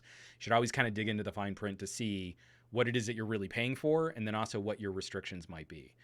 Throttling might cap more aggressively, or you might have a different rate depending on usage. So you kind of want to play back and forth. But that's why I've been so excited by Republic and Mint and Visible and Google Fi, why my main personal SIM is on Google Fi, is because sometimes if you don't have needs that are, sort of up at that main tier, it's pretty easy to save cash. My last Google Fi bill was $27. I had a really light data month, and that was reflected in a very cheap bill. Oh, come on, Zal Botnick. XAO Botnick is not a boomer, but he's talking about boomer TV. Classic sitcoms are gold.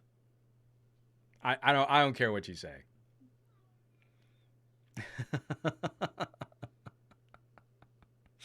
Oh, Aditya, you're so young. Juan, you're not making any sense. Gilligan's Island aside, I don't know anything else that you just mentioned. Yeah, but you know Gilligan's Island. And if you haven't seen the original 1960s Adam West Batman, you are depriving yourself of comic gold. And beyond just like ironically watching it because they make fun of Batman. No, there is some classic 1960s sitcom writing, gaggery, and physical comedy in the 1960s Batman, which I don't think has ever been beat. We still play Batman tropes, and there is language about Batman today which was influenced by the 1960s Batman. So I mean that is a cultural staple of American television. I'm so glad I own them on DVD and that I've ripped them on my NOS. My daughter loves them. It's like the fight scenes. She thinks they're hilarious, and she's right because they are. I desperately want an open world Batman video game inspired by the Biff Pow splat of 1960s Batman. I want that so bad. And it's such a shame that Adam West has passed. My wife worked at the talent agency that used to rep him back when he was doing Family Guy. And just like he would get on the phone and she said like he was the sweetest, he was the kindest. He was so respectful to like all of the office staff. It didn't matter if you were like the newest like receptionist or if you were like a hard-hitting agent or on a desk as an assistant. He was just a lovely person to work with and to work for, and just couldn't be more excited to be doing wacky cartoons like Family Guy. Like just loved every second that he got to jump into a recording booth and that people wanted to work with him and that he got to do something fun and wacky and outlandish and that he was always game for one of those challenges. And it's just a shame because I feel like he would have loved. I mean, just imagine if Adam West had gotten to see a video game based on his persona of Batman from the 1960s. I think it would have been lovely. And I think a game like that could have been bright and vibrant and ridiculous and could have been a satire of current comic books and could have been so much fun to put together. I'd still play one today. It just wouldn't be the same seeing sort of the 1960s motif and knowing that it's not really Adam West doing the voice. Would kind of be a step removed. Like it'd always be that little distraction going, oh, but it's not Adam West. So anyway, that's just my love of classic television. Oh yeah, someone brought Simon Says Hypno. Addams Family. Addams Family is crazy progressive. Addams Family deserves to be in like television collegiate classes to examine what we did to the family sitcom, turning it on its head with characters like the Addams Family. You would not have meta humor today without shows like the Addams Family. It just would not exist in the same form or fashion. And how Addams Family totally played on all of those terrible sitcom tropes of their time, where like the man and wife in Addams Family are very aroused with each other in a time where sitcom marriages were often depicted by the couple sleeping in separate beds across a whole room from each other. Like, what are you gonna do? Push the beds together? That's not how marriage works, guys. and here you've got like, two you've got a married couple that are super into each other.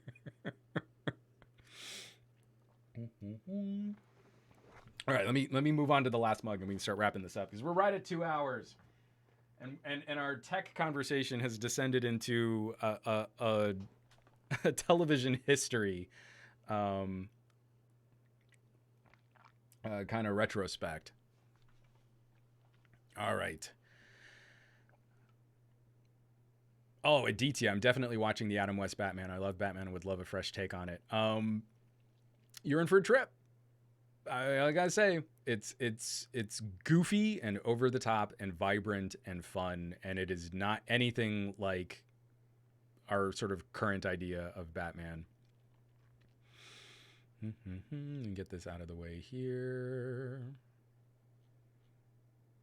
Simon Says Hypno. TV marriages in the 60s were like snooker. You had to have one foot on the floor. If you were a married couple on TV in the 1960s, you always had to leave at least a balloon space in between you and your partner. Again, it was like so progressive that like I Love Lucy. She was married to a Cubano and like she was pregnant during the run of that show, which means at some point they might have engaged in some baby-making activities. And that was salacious. when I Love Lucy was on the air. That was controversial. And it was only because Lucille Ball had like the leverage to say, what are you going to do? Take me off the air? Screw you. Well, we're going to keep making the show. And she was not playing. Okay, sorry. Again, I really can go way down the deep end of all of this stuff. All right. I'm getting questions, Pacostin and McCorcoran. I definitely see what you're asking there. I recently put out that video on Android 11 for the V60. Definitely give that a watch. We're not going to be in wait and see territory for LG because they're both asking about updates on other phones. The V60 just got Android 11. Something tells me the order will probably go Velvet, then Wing, and then phones from the year before. So I know I had a lot of people in my comments on that video going, oh, but what about my V50? And it was very, very difficult to like reply and not be like, well, get in line. You know, like we know LG software. I would expect that there will probably still be some traction on Android 11, especially for how decently supported the G7 and the V40 were. I mean, running Android 10, getting some more up-to-date security patches. Like LG actually has done better, but we shouldn't expect night and day difference from LG, especially with the current state of their messaging. All right.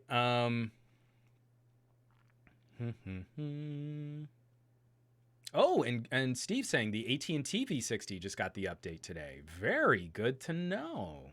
I know, again, I had a few AT&T folks going, oh, but why not me? And from Alsbockley1, your report on LG developing the desktop mode further gives me a lot of hope that the V70 is online this year as well. I don't think they'd bother with R&D if they were just about to drop the whole thing. What do you think? I honestly don't know. I think it's pretty clear why I have such a soft spot for LG, for how much I love competition. I really enjoy devices that give me hardware capabilities. And this goes back to a conversation that I've had since the V20. On the V20, I was making a conscious choice to choose LG hardware over other companies that were better at software. The removable battery, the metal back, where the fingerprint sensor was located, the camera capabilities, the quad DAC, the little ticker display. I missed that little LG ticker display and the dual front-facing cameras. There was so much about the V20 that I loved. You just had to suffer through the fact that you knew you weren't going to get timely, if any, software support depending on your carrier. So when I see what's gone down with the V60, I don't think this is any data that we can use to predict what might happen next with LG. I don't think it's a prediction that LG smartphone business is going to continue. I don't think it's good data to suggest that LG is going to sell off their division. I don't think it's good data to predict whether or not they might shutter the whole division. I just think it's unlikely that LG smartphones, like the team of people at LG that make smartphones, are just going to vanish. I think it's increasingly likely in the medium term that LG might look for a buyer and then move that division off to another company. Whether or not that's another, like a Vietnam company, whether or not they stay in South Korea, no idea. Really don't know. But I don't think the V60 getting an Android 11 update is enough data to suggest any possibility. So I really feel like 2021, and especially if you're an LG fan like I am, it's just wait and see. At this point, it's beyond trying to speculate. We won't know until we really know. Like the rumors, the leaks, and the sort of absence of messaging from LG, no idea. I really don't. I'm hoping we'll get a V70. I mean, playing with the V60, and then I'd be curious to see how LG handles, newer hardware or a new chipset. I really want there to be a V70. I don't know. So we'll see. I bought another case for my V60 just to kind of help keep it in good shape. It might end up being a phone that I keep my SIM card in throughout 2021. We'll have to see. I don't know that I can just straight give up quad DAC. It's really good. So, yes, I've been trying to end this podcast like 3 times now. Let me take one more drink of water.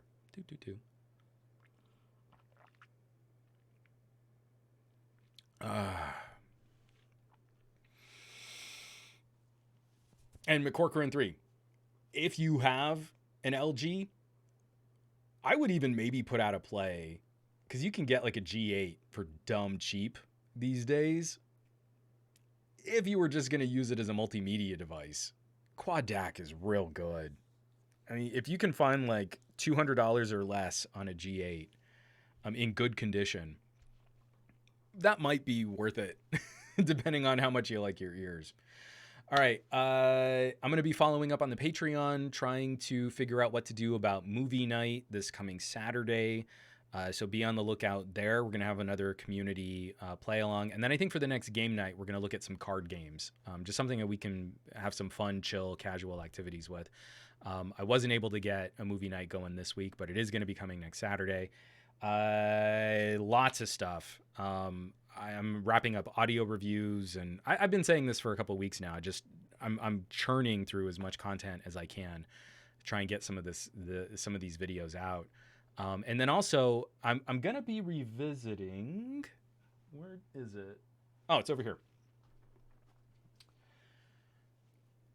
Doing the Android 11 follow-up for the V60. I think that's kind of the format I'm gonna use for some longer-term looks at phones. I don't want to shoot the same kind of produced video that I do for my main reviews. I need to streamline and make these conversations a little bit easier to get out, because I start a whole bunch of videos and then it's hard to finish them because there's so much like B-roll and production work that needs to happen. So one of the first phones that I want to revisit is actually a phone that I think I did not do a very good job covering when it first launched. So I'm going to be taking just another trip back looking at the OnePlus 8. I've been a big fan of the OnePlus 8 Pro. I've been showing off the OnePlus 8T. This phone kind of got a little lost in the transition from 2019 to 2020, and I feel it deserves some second look a little longer term out, especially as we're getting some rumors that next week we're going to be seeing like OnePlus 9s. Now I think this is the right time just to kind of look back at where this thing actually landed and what it could do and how it was different. So that's going to be, I think, my casual video of the week, is just talking about something that I don't think I really landed it. I don't think I gave it the attention that it deserved. And it was tough because you get two phones at the same time between a OnePlus 8 and a OnePlus 8 Pro. Someone like me is going to lean towards the Pro. So tons of stuff, plenty of chatter, lots of conversations. And again, the biggest of thank yous. All of you out there hit that hype train and you were supporting and gifting subs and telling me to check my posture and stretch and hydrate. I really do appreciate the support, the conversations. It means a lot. And it's why I love kicking off my week with these broadcasts. Just we get to come together, we get to have some fun, chat out some wacky news, and then maybe we'll descend on a deep dive on television history. Maybe that's a thing. I don't know where that came from, but I needed to have that chat about the 1960s Batman, apparently. So, folks, stay tuned. SomeGadgetGuy.com for all of the content that I'm going to be putting out. And I hope you're along for the ride, because I think it's going to be some good stuff. I want you to have an amazing week. I want you to do awesome with your technology. I want you to be awesome with your technology. And I hope to see all of you back here next week for another episode of the Monday Morning Tech Chat Show on the SGGQA podcast channel. Be well. Take care of yourselves. And also try to help take care of the people around you. They probably need the help too. And don't do anything wacky or crazy, or at least too crazy. I want to see y'all in good shape. So I'll catch you back here next week. I love you all. Be well.